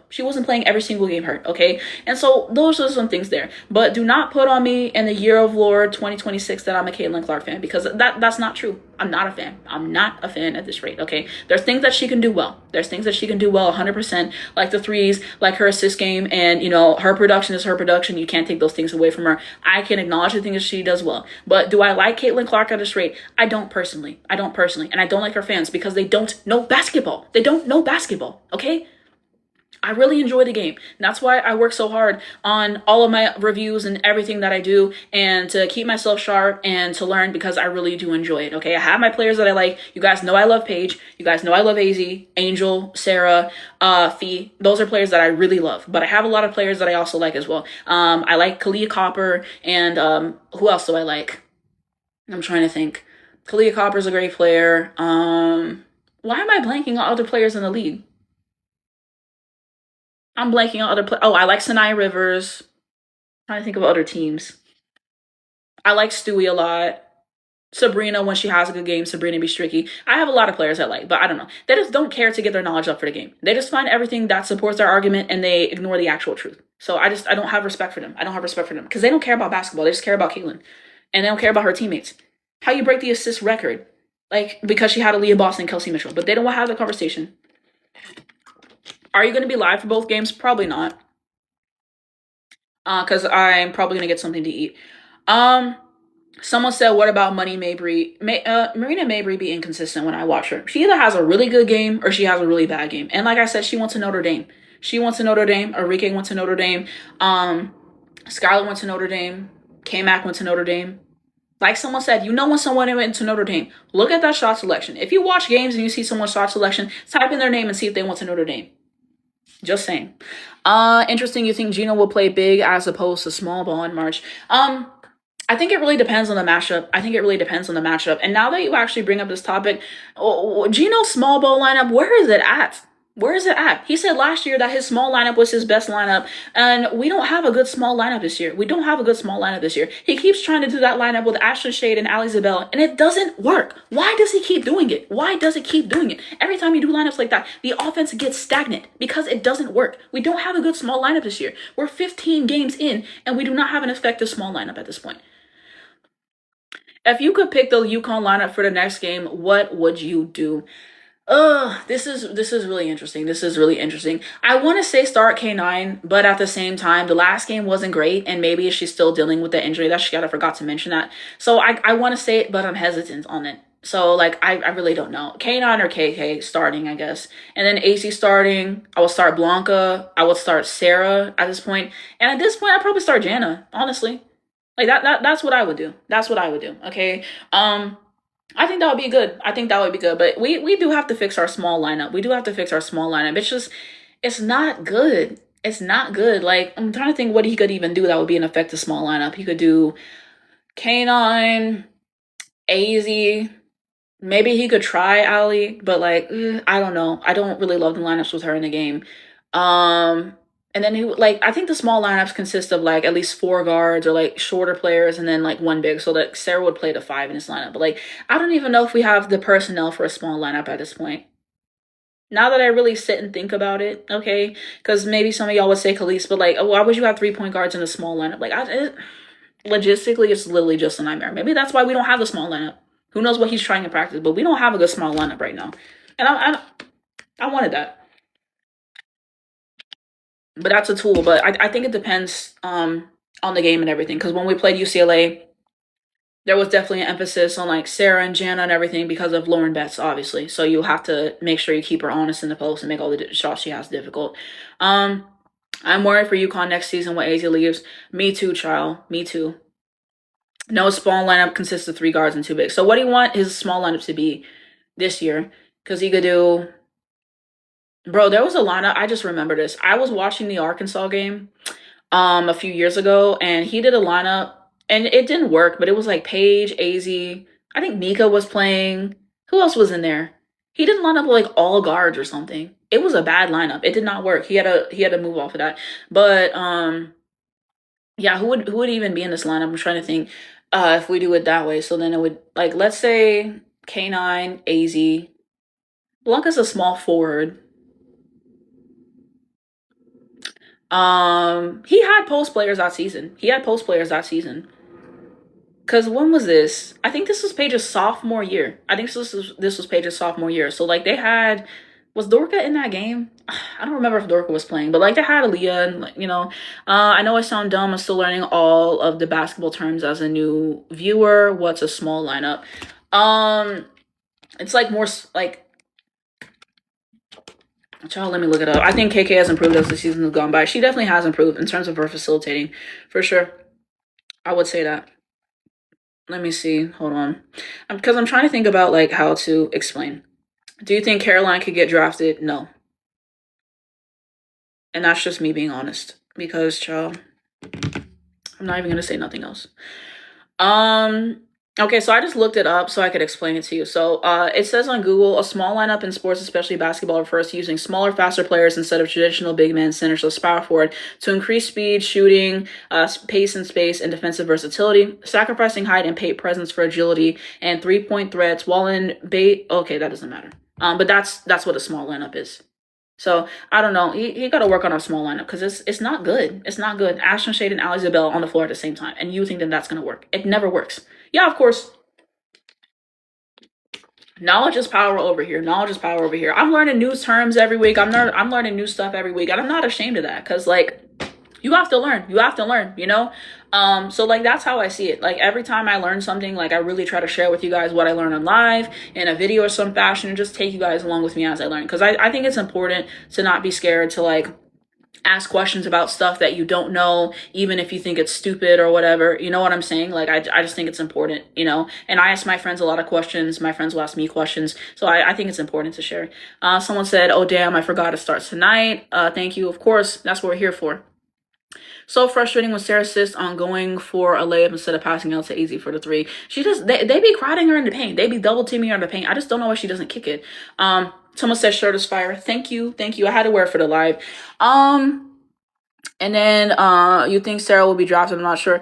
Somebody was asking me this when I posted my mock board of like the lottery stuff. I really don't know. I feel like we're gonna have to see how she progresses through the end of the season. Because in the beginning of the season, she really struggled. Honestly. Like in the preseason, she was good, and then she really struggled. And now she's got the production up, but you're only averaging 7 points a game. Like how are you supposed to be a first round pick and you only average like 7-8 points a game? So I think she has to get her production up. Get more consistent with that, and all that stuff. So I genuinely don't know. Until like we get to the tournament and all that other stuff and see how she's progressed forward. But she has to get her production up. It just is what it is. Okay. Thank you guys for following the account. I appreciate it. What do you think of Flage's 0-point game? Basically, I think that Flage is better than what she showed. Obviously, I think there needs to be more leadership from Flage at this point with being a senior, with this being your team for the past like 2 years. So I think she needs to improve in that and asking for the ball and leading the huddles and just, being that leader, that leadership presence Flage should have, and she's missing it. I think she needs to develop that. And I feel like a lot of what you saw yesterday, it was just like a mental thing. I feel like when she doesn't see the ball go through the hoop, she really struggles with that, honestly. And it impairs her ability to affect the game outside of that. And she can play good defense and she can do really good things.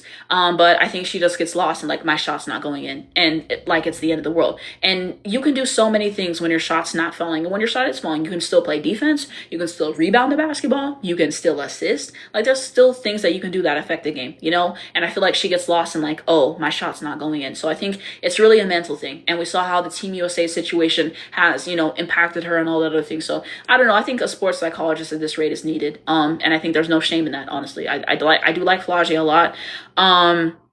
So yeah, they said, when do you go live? I just found you, but I'm gonna leave to watch the Owl game. I don't have a set schedule for when I go live. Just follow me and turn your notifications on. Sometimes TikTok doesn't give you notifications. And just check my page recurrently, and I will post whenever I'm gonna go live. Maybe in another week or two, but just follow the account and keep posted, and you'll see when I go live again. But yeah, she's basically better than what she showed. She has to step up in a big game like that. In a big game like that, the kind of player that she is, the caliber of player she is, she's not allowed to disappear like that. When you disappear like that in such a big stakes, you're going to get criticism, and rightfully so. You're not allowed to do that. And so I think there's just some growth that she has to do from a mental perspective and everything. And so I'm hoping she gets there. I think she's extremely talented. And last night just didn't show what she was capable of. And I think accountability has to be taken from that, on her side. And I'm hoping she can get through that mental barrier that she's going through right now, because I've been seeing it and everything, and it's unfortunate. So I'm just wishing her the best in general, because I do like Flage a whole lot. Somebody said, I think Lauren Betts should be the #1 pick from UCLA. Lauren Betts should not be #1 for Dallas, because Dallas is not a place where we develop bigs, okay? And I've said this before, but you just look at the bigs we've had. We've had, Tierra McCowan. Who else do we have? Right now we have Lee, we have Louisa, Kalani Brown and everything. We don't develop bigs. That's the point. We're not good at doing it, straight up. And so just for our situation, I just don't think it's the best place for her, and what we're doing, we're going through a rebuild right now. I think what Minnesota has, and a great coach like Shel Reeve, who has won championships, who has an experience, who runs a great defense and makes that the sole point of everything, making that extra pass. She runs a great team over there, and I think Lauren Betts would be fantastic over there, and I think she can really get Lauren Betts to her full capability. So I think she will be going to Minnesota, and I think we have some great things. Someone said easy to go. Exactly. What do you think about the Olivia Miles clip going around? I didn't see the full clip. Let me just search up her name and so I can see it. Because I don't know, I just scrolled past it. But if I just search up her name, I think it should probably come up in some fashion, because people were tweeting about it. And I know that they lost and everything, and I know she had a legacy game. I didn't watch the game though, but the fact that they lost to a team that's not ranked is kind of crazy. But I'm trying to see if I can find it. Dang, I can't wait, hold on. Let me go to latest. Because I'm just on Twitter trying to find it right now. Okay, she said, give me the effing ball to my teammates. Okay, let me turn it off. Hold on. Oh. Yeah, that's not good. It's not good. And I told, you might be new, but I did make a video about Olivia Miles, and I did a scouting report, and I explained why I think she'll go. Somebody else asked me this, I forgot to answer it, but I think Olivia, actually I made that up. Olivia going to Seattle. That's what I think anyways. But I explained in this video how she has body language when the ball's not going her way, and she wants it. And I noticed this, I think it was the UT RGV game. If you guys have seen that game, you know what I'm talking about. But I noticed then she didn't have good body language when she wasn't getting the ball, when things aren't going her way. And that's just unacceptable. You're not going to get the ball every time. You're not going to be able to take every shot. And you got to deal with that. Okay. Sometimes it's somebody else's turn. So I don't like that. I don't like that. I understand wanting to impact the game and everything and wanting to have it. But like I said, there's other ways to impact the game. And Olivia Miles is a defensive liability. I heard that's why they lost the game. I heard that that's part of the reason why they lost the game. So I don't know. I just don't think you do that. I just don't think it's good for the team. So I'll put it that way. Someone said Sarah, as they mean Sarah Williams, forces the shot on double triple teams, doesn't kick it out, also lowers ball position on the shot. I would agree with that. I would like to see her develop more of a face-up game. Hold on. Somebody said, I feel bad for Fee for not playing in the rival game. I mean, it's unfortunate. It's unfortunate with Fee's injury. I forgot to talk about that, but I was really looking forward to watching Fee play basketball again. I just really enjoy her game. I think she's super polished, and she's really her game is really pretty to watch. And I'm not going to see Nafisa Collier fadeaway jumper until the WNBA season. So it's like Lawrence in the flood. I'm going to have to go watch old games to see it, and Courtney Williams terrorism. So it's bad. Someone said, child, you just trolling again. You're just trolling again, child. You try to tell me Caitlin was good on defense. I'm not taking you seriously at this rate. Someone said it might be on ESPN. No, I don't think ESPN streams it. I think that's HBO. I think that's HBO. But Yeah, I'm probably ending this live in like 5-10 minutes because I gotta go make myself something to eat, and I'm not about to eat all night, and I want to eat before the game tonight. So if you guys got any more questions, then definitely ask me. Someone said, give a shout out to Kayla McBride doing everything to put this Minnesota team on her back. I definitely gotta give her credit for what she did in the playoffs and everything for sure, because I had my issues with her and how she was up and down in the season, and that was just putting more weight on feet, 100%. But in the playoffs, in a big moment and situation, she really showed up. Okay. So it's kind of unfortunate that that got wasted in that one game when Fee got hurt and everything. I did hear about that. I did not watch that game.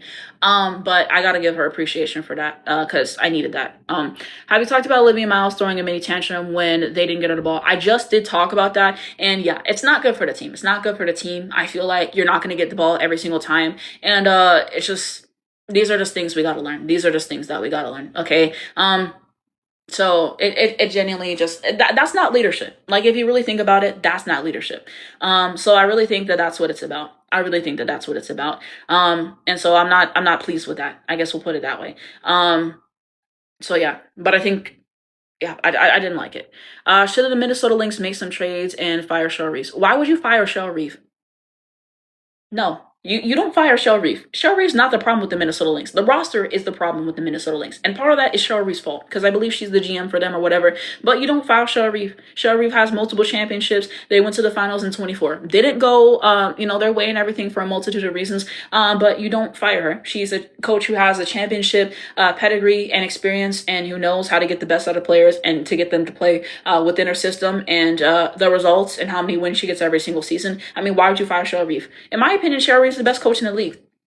I think some of her lineups and some decisions that she make are terroristic, but you don't get better than Shell Reef. So if they fire Shell Reef, then who are they going to hire to replace Shell Reef?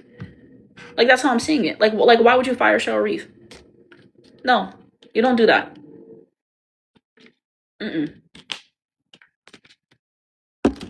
They should make some trades. They shouldn't fire Cheryl.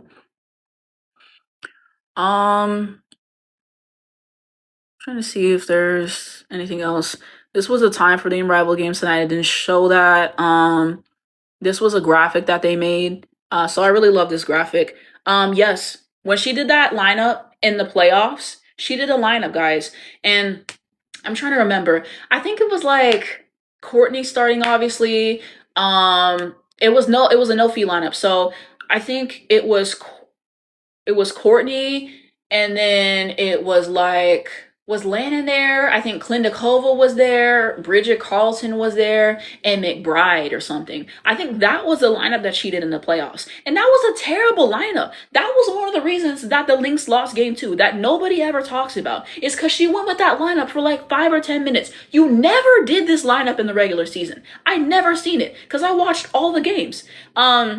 Yeah, this is a great graphic. I don't remember who made it. I think I found it on Twitter. But she literally never did that lineup in all the games. In all of the games. And now you wait until game 2 of the playoffs to debut a lineup that you've never done before. So I just don't understand that. I just don't understand that at all. So are you talking about Cheryl getting suspended? She got suspended or whatever because she was defending Fee. Because Fee, like, that play with AT, and they didn't even call that a foul. And the way that the officiating was, because they let them play super physical with them, and the refs were not calling anything. And that's one of the reasons why Fee got hurt. And they didn't even call that a foul in real time. So yeah, Shell basically told them that they were full of shit. And she called their ass out, as she should have. You stand behind your players. That was one of the biggest problems I had with Chris, is every time things didn't go well, he would throw his players under the bus. And do they have a part in that? Sure. But a lot of it leads back to Chris's coaching. And there was plenty of games that we could have won if Chris could actually coach. But he can't coach for nothing. Okay? So that's my problem there. Like, Cheryl did what she should have done, and she defended her players. She knew her players deserved better. No. Like, and it's just frustrating. And Nate Tibbetts irritated me because, of course, he's not going to talk about the officiating whenever they won. And then in the finals, all of a sudden, it's, oh, the refs are against us and it's bad officiating. You didn't say nothing when the calls were going in your favor. So be quiet. I'm glad they got swept. But yeah, that lineup that they had, like, that Cheryl did, that was terroristic. Okay, so let me see.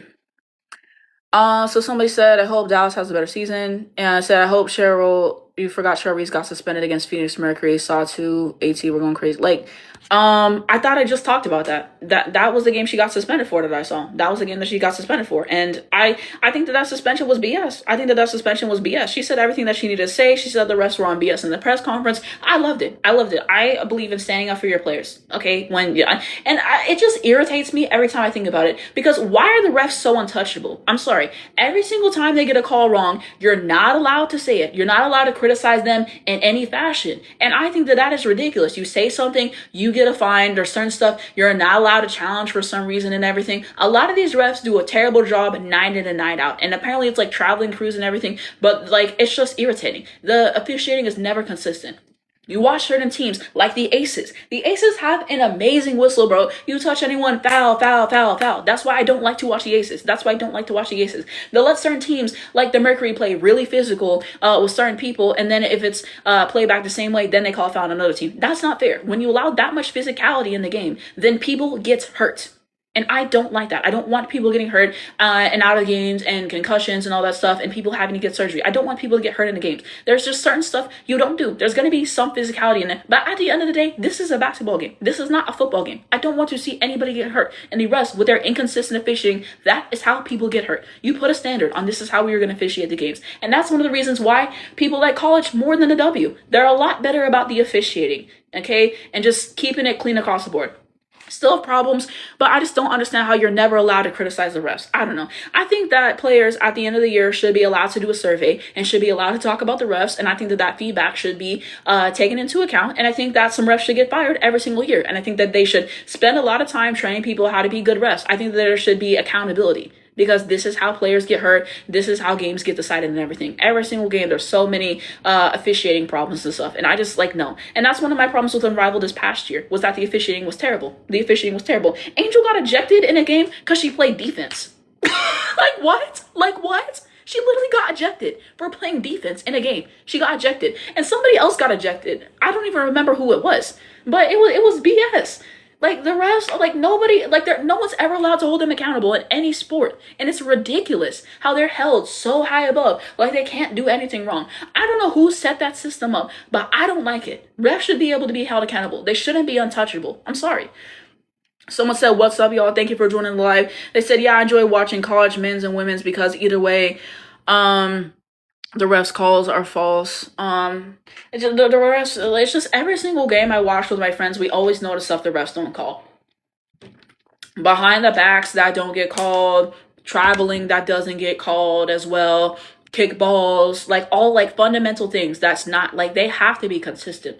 And I like they just never find a balance, okay? Like they'll either call it too tight and any little thing that you do is a foul, or they don't call anything and then it's extremely physical and it's really hard to watch. If players know they're allowed to get away with playing physical, they're going to keep doing it. They're going to keep looking at. Look at Aaliyah Boston and how she's still in business because they don't officiate her like that. So she knows I'm just gonna elbow somebody and get a shot off every single time, and they're not gonna call me for the foul. I'm gonna keep doing it because she can keep getting away with it. Someone said it's the same with refs in soccer. The refs are untouchable. You cannot say anything to them. Exactly. It's annoying. It's annoying. You say anything and like all the 90% of the texts I got given are BS, bro. They gave Angel like text like it was candy last year, bro, and she wasn't even doing anything. Okay. I was glad the suspension fell on the Fever game because every time she goes there, they say slurs at her. And that's unacceptable. That's unacceptable. So I was at least glad it fell in that game, but she should have never been suspended. I don't know how they didn't get any of her texts rescinded at that point. So, yeah, someone said it's not fair. Caitlin Clark got to deal with injuries in her career. I hate to see anybody get hurt. But it's just annoying to me when people act like a lot of people don't get calls. I don't know. Some people try to say that Paige has a whistle. Paige does not have a whistle. And if you want an example of how Paige has a whistle, look at that Valkyries game at the end of the season when they fouled the hell out of Paige and she literally got to the line maybe one time. Somebody pushed her in the back and she fell and she got called for the foul. She got no whistles in that game and she never has a whistle. If you look at how Paige was officiated in college, people allowed to do anything and she does not have a whistle at all. Angel has one of the worst whistles in the W that I've ever seen. So child, they didn't want to deal with it. There was people there in real time that said that they heard it. So I'm gonna believe them. I'm gonna believe them and everything. Like, I don't know if you've seen this, but there was a video before the game, and they were asking Fever fans their thoughts on Angel, and a lot of them were saying racially motivated stuff. So it's not hard for me to believe that they're going into the arena and saying the same thing and saying the same thing. I'm sorry. I don't care how much I don't like a player. There's no room for slurs. There's no room for that. There's no room for slurs. There's no room for homophobia, transphobia, or any of those things. If you ask at basketball, I'm going to say why you're asked at basketball. And I'm going to keep it at that. When we start getting into people's personal lives and we start saying slurs and we start saying all the other stuff, that stuff is disgusting. And that stuff has no place in basketball. It's never that serious. No matter how much you don't like a player, why would you resort to that? Ever. That's not acceptable. And they have to set the standard for that. They have to set the standard for that. But Kathy's tone deaf as hell, so she doesn't understand that. Someone said using slurs as abuse has nothing to do with basketball. It's disgusting behavior. Exactly. There's no place for that, ever. There's no place for that, ever. Like, we all have players we don't like. We all have teams that we don't enjoy. But there's no reason to do all that. There's no reason. You can say why you don't like them, and you can keep it pushing. But when we get to the point of being misogynistic and the slurs and the racism and the transphobia and the homophobia and all that other stuff, I don't like that. I'm sorry. We're going to have conversations about players in basketball. Let's keep it about that. Let's keep it about that. But some people want to be nasty. And I just never understand people making fun of injuries. People wishing injuries on people. I think that that's sick. People do all that all day long, and then your favorite player gets hurt because injuries happen. And now it's not funny anymore. When it was never funny in the first place. It's never funny to make fun of somebody's injuries. It's never funny. Like, I just don't like that. Someone said, I wonder if the NBA deals with stuff like this as well. I'm sure that they do. Like, I'm sure, like, hasn't Russell Westbrook had moments and stuff with fans? Like, I swear that's happened for sure and everything. People think that they can say anything that they want to these players. Look at that guy who was saying stuff at DK Metcalf and everything. There has to be a standard. And apparently he reported that fan before. So why is he getting let back in? It's about keeping the players safe. It's about keeping the players in a good environment. I'm all for fans being happy and, celebrating the game or a little bit of trash talk here and there. There's no harm in that. But when we get to that level, that's a low level that I don't like to go to. And the game has no place for that. Owls versus Rose score 5-15, Rose winning. Thinking they asked me, who's the leading scorer? I would guess it would be Kalia, but who's the leading scorer for the game? Let me know. Someone said Owls look so bad without Fee. I told you they weren't going to look good without Fee. Fee be carrying. Fee was carrying last year. That's what Fee does. Like, I don't, like, it said, Kaw isn't in right now. It said, I think it's Skylar Diggins. Bears. They said Rose playing trash. They have 15 points, though. I mean, they're doing something, right? I don't know. But, yeah, I mean, Fee really doesn't get the respect she deserves, bro. She really don't get the respect she deserves. The way certain people talk about Fee, you would think she's a bum. How are you a bum and you had a 50-40-90 season? How'd that work? Someone said Aaliyah's gonna have to carry the season. Yeah, probably, because that roster is not good. And hopefully she don't get in foul trouble. Every single time I watch the game, I've seen Aaliyah Edwards play. There's only been maybe 3 games where she does not get in foul trouble. And she has the most egregious fouls. And they're so obvious. Like, how has she not learned in all of her years of playing basketball to not foul people in the way that she does it? So I think that that's the problem. Someone said, Chelsea's cooking right now. Sorry, my owl was playing trash. Where can I watch Unrivaled? So it is on HBO Max. It's on True TV. It's on TNT. And then also, if you don't have any of those things, maybe YouTube TV. I think somebody said that if you have YouTube TV. And then you can also try, the TV app website, tvapp.co, I believe. So those are some ways that you can watch it. If you live in certain countries, I believe they said that they're live streaming the game on YouTube as well. So those are some ways that you can watch Unrivaled, this season. Someone said if you're international, you can watch on YouTube. Exactly. Someone said Azray leading right now. I think, okay, period. Fee should have won the MVP award. I think with the season went and Fee missing so much time, it was Asia's award. I think it is what it is. I think Fee had a great campaign on the way. I think if Fee didn't get hurt, I think she could have snagged that award, but it is what it is. At the end of the day, I hope she gets it next year. I'll run the campaign next year. Call might be hurts. Like, it's just, the game just started. Like, someone said they're streaming on Twitch for free. What was it about Fee that you were talking about?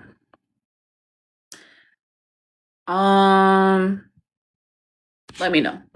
But I hope she's not hurt.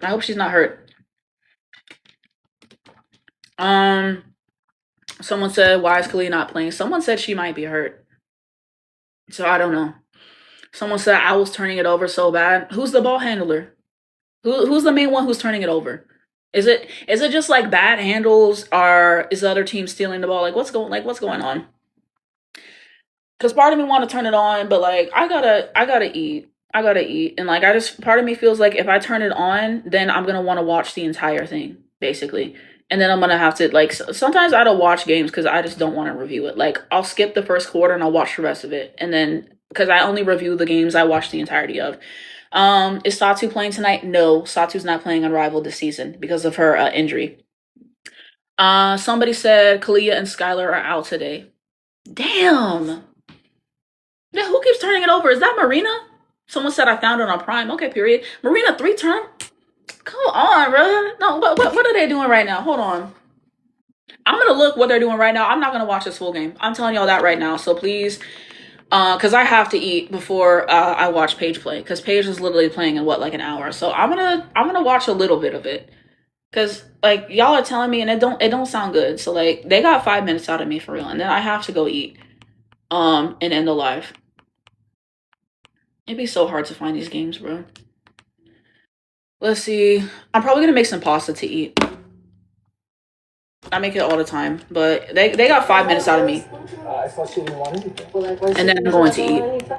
Rolls, 9:25 rolls, end of the first. Okay, so I'll watch a little bit of the second quarter, and then I gotta eat because Paige is playing in like under an hour. So I have to eat before that. And I'm not about to eat on live. So yeah, I think I'll watch part of it. Say you a Brandy lover, right? I love Brandy. The Full Moon album, fantastic. I think that's her best album for sure.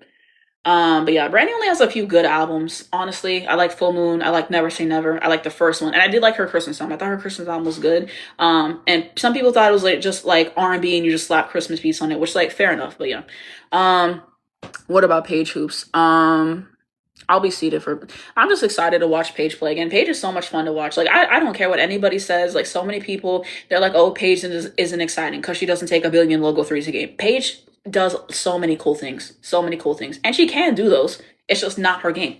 Like her mid-range game, outstanding. The three is coming back in good fashion. The finishing at the rim and through the contact, her defensive game as well, her assist. Like there's so many things to like about Paige. Like anybody who think Paige a boring player just does not understand the art of basketball. Paige's footwork, Paige's like hesitations and like all that other stuff. Like it's just a deep bag. And like if you really love the game of basketball, then you'll love Paige because Paige is just like everything good of the game of basketball encapsulates in terms of like a guard talent and like all that other stuff. So like I just don't understand people saying like Paige is boring and everything. And like to be fair, like and honestly, it's like what is it called?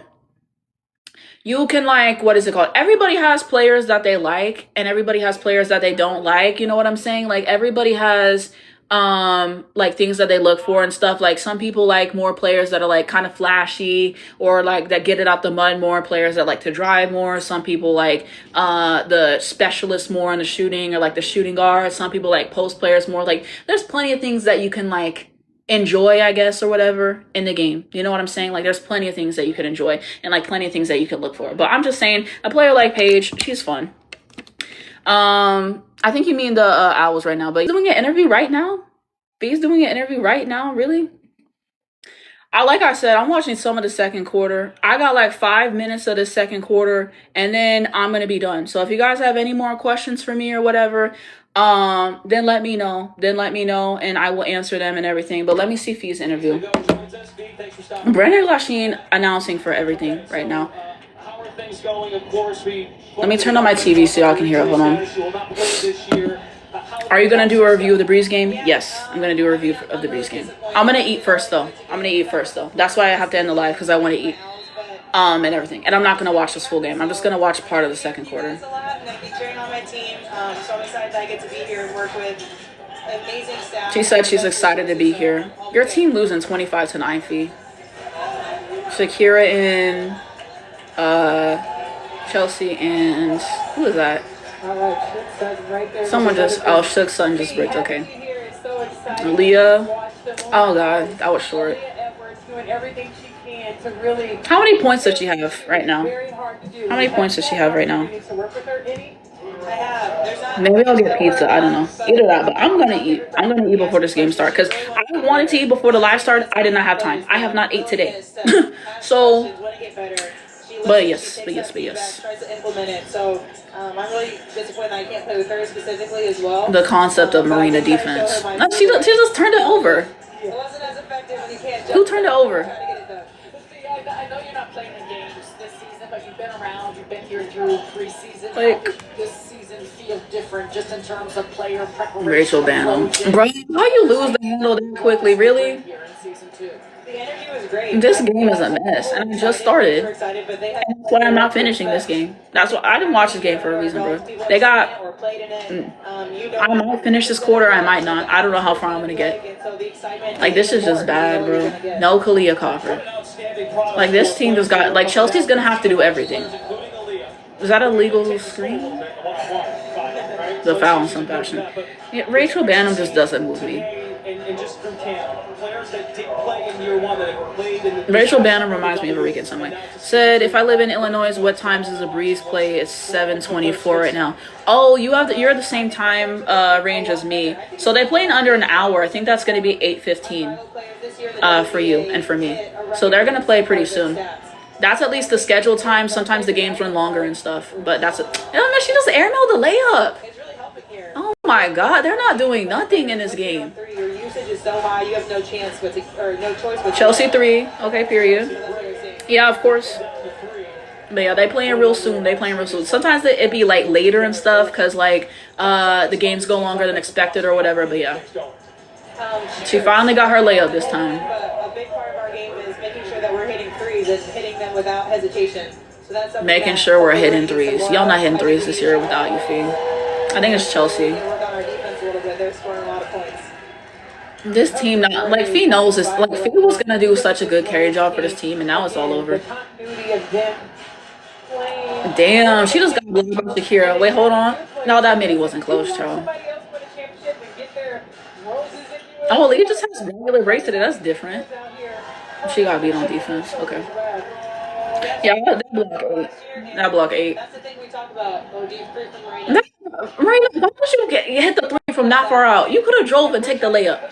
That's the one time you should have taken the layup, bro. She was wide open for that. What was the point of that 3 that she took? That was so dumb. This is what I'm talking about. Notre Dame guard. Beck Allen in the game? This is why. Oh, my God. And you're seeing that right now. Yeah, I don't even know what the point of that was. I don't know what the point of that was. Yeah, well, our deadline is coming up right now in a couple of days, and I think you've just heard a lot of chatter about, what we're asking for is not sustainable for the business, and being on this side with Unrivaled, I know what it takes to run a sustainable business, so I think if they can't find a model that makes that happen, they need to put people in place who can, because we've proven that. She said if they can't find a model that's sustainable or whatever and make stuff happen, then they need to find it, because we did, basically. Standing firm in what we believe in. We're not They're trying to get it done. And we can't take less. They can't take less. It's grown too much. The people who came before us, so the work that we put in. They have to take their money, basically, is what she's saying. You guys do such a great job. I like They're commentating all the games all day. Shout out to Lisa Leslie. I love her mentorship for Angel. I'll give her that. You guys will figure it all out, but it's been really interesting watching you guys. When you look at Unrivaled, maybe even the idea, the timing of starting this league, not knowing that this was going to happen, but how... 4:40. I'm gonna watch the rest of this quarter, bro, and then I'm gonna be done. I'm gonna turn this off in 30 seconds. I think it's everything. It shows. That's a pass, but okay. Okay. Lexi Hole hit a reverse. The player experience and the facilities that we have, the resources that we have, the staffing, everything is elite here. So again, just showing what is possible, that it is possible to provide all of those things. And like, they're really letting anybody play this year. Because why do I have to watch Rachel Bannon play basketball? Like, really? Really? Next year we should be in a better place, bro. AZ coming to us. Who else we getting next year? We getting better players. But I'm excited for... I hope Angel comes back next year. I really do. Someone said Edwards carrying. She just hit her free throw. Her defense kind of ate. Hold on. A starting lineup Chelsea, Lexi Ho, and Shook Sun. Okay. Three. No, that was T. How, bruh? She in her bag. No, she ate. That three was crazy. How did she do that? This is what I first thought Chelsea Gray was on Rival last year. AZ, maybe Juju, I think KK too. KK and Rival, oh, we not hungry. Lunar Owls getting cooked, but they not doing nothing. Like, Chelsea Gray just hitting wide open threes. Chelsea Gray is single-handedly cooking them. Damn. She hit another three. She hit another three. Bruh. Airmail the layup tears. They getting their ass beat. Oh my god. Ooh, that was T. Ooh, that was T. Like, bro, they just letting Chelsea Gray hit open threes. That's literally all that's happening. Oh, I think Azure is about to come in. Hold on. Shook Sun just missed. Leah rebound to Beck Allen. Beck Allen, don't take that shot. I swear to God. I'm not just jump the passing lane, bro. Make the layup this time. Ended 43-17, bro. Again, they asked me, bro. Bro, this is bad. This is literally bad at this point. Well, there we go. I feel like I'm gonna turn it off at this point because I really have to eat. Let me put my socials in the back real quick and let me do my outro or whatever. Hold on. So you guys can follow me. Here's my other socials. My YouTube page, if you guys want to follow me on there. I do have a Twitter account if you guys want to follow me on there as well. So that's my other stuff. You guys can check me out on there. Going live for the game is fun. Part of me want to go live for the game tonight, but y'all, I don't know. If I decide to go live for the game, I will make a post and I will let you guys know I'm coming back. If I want to. What is it called? I'm not making no promises. I'm not making no promises because I gotta eat. But regardless, I will give you guys a review of Paige's game tonight with the Breeze. So I will give you guys a review for that. This is on my socials. If you guys want to follow me, like I said, I'm gonna start a podcast. Gotta think about what I want to call it, DMA suggestions and all that other stuff. But it'll be about women's basketball and stuff. So I will be starting that. Like I said, I'll give you a review of Paige tonight. As always, I want to thank you guys so much for being here. We got 11.5K likes on the live. If you're new here, thank you for chatting with me. Thank you for chatting with each other and everything, engaging me, and just being here and caring to hear my opinion and asking me about stuff. Like I said, I want to work hard and bring you guys even more stuff this year, be even more tapped in this year than I was last year, and just find a way to make better stuff for you guys. So thank you guys for being here. Thank you guys for supporting. I really do appreciate that.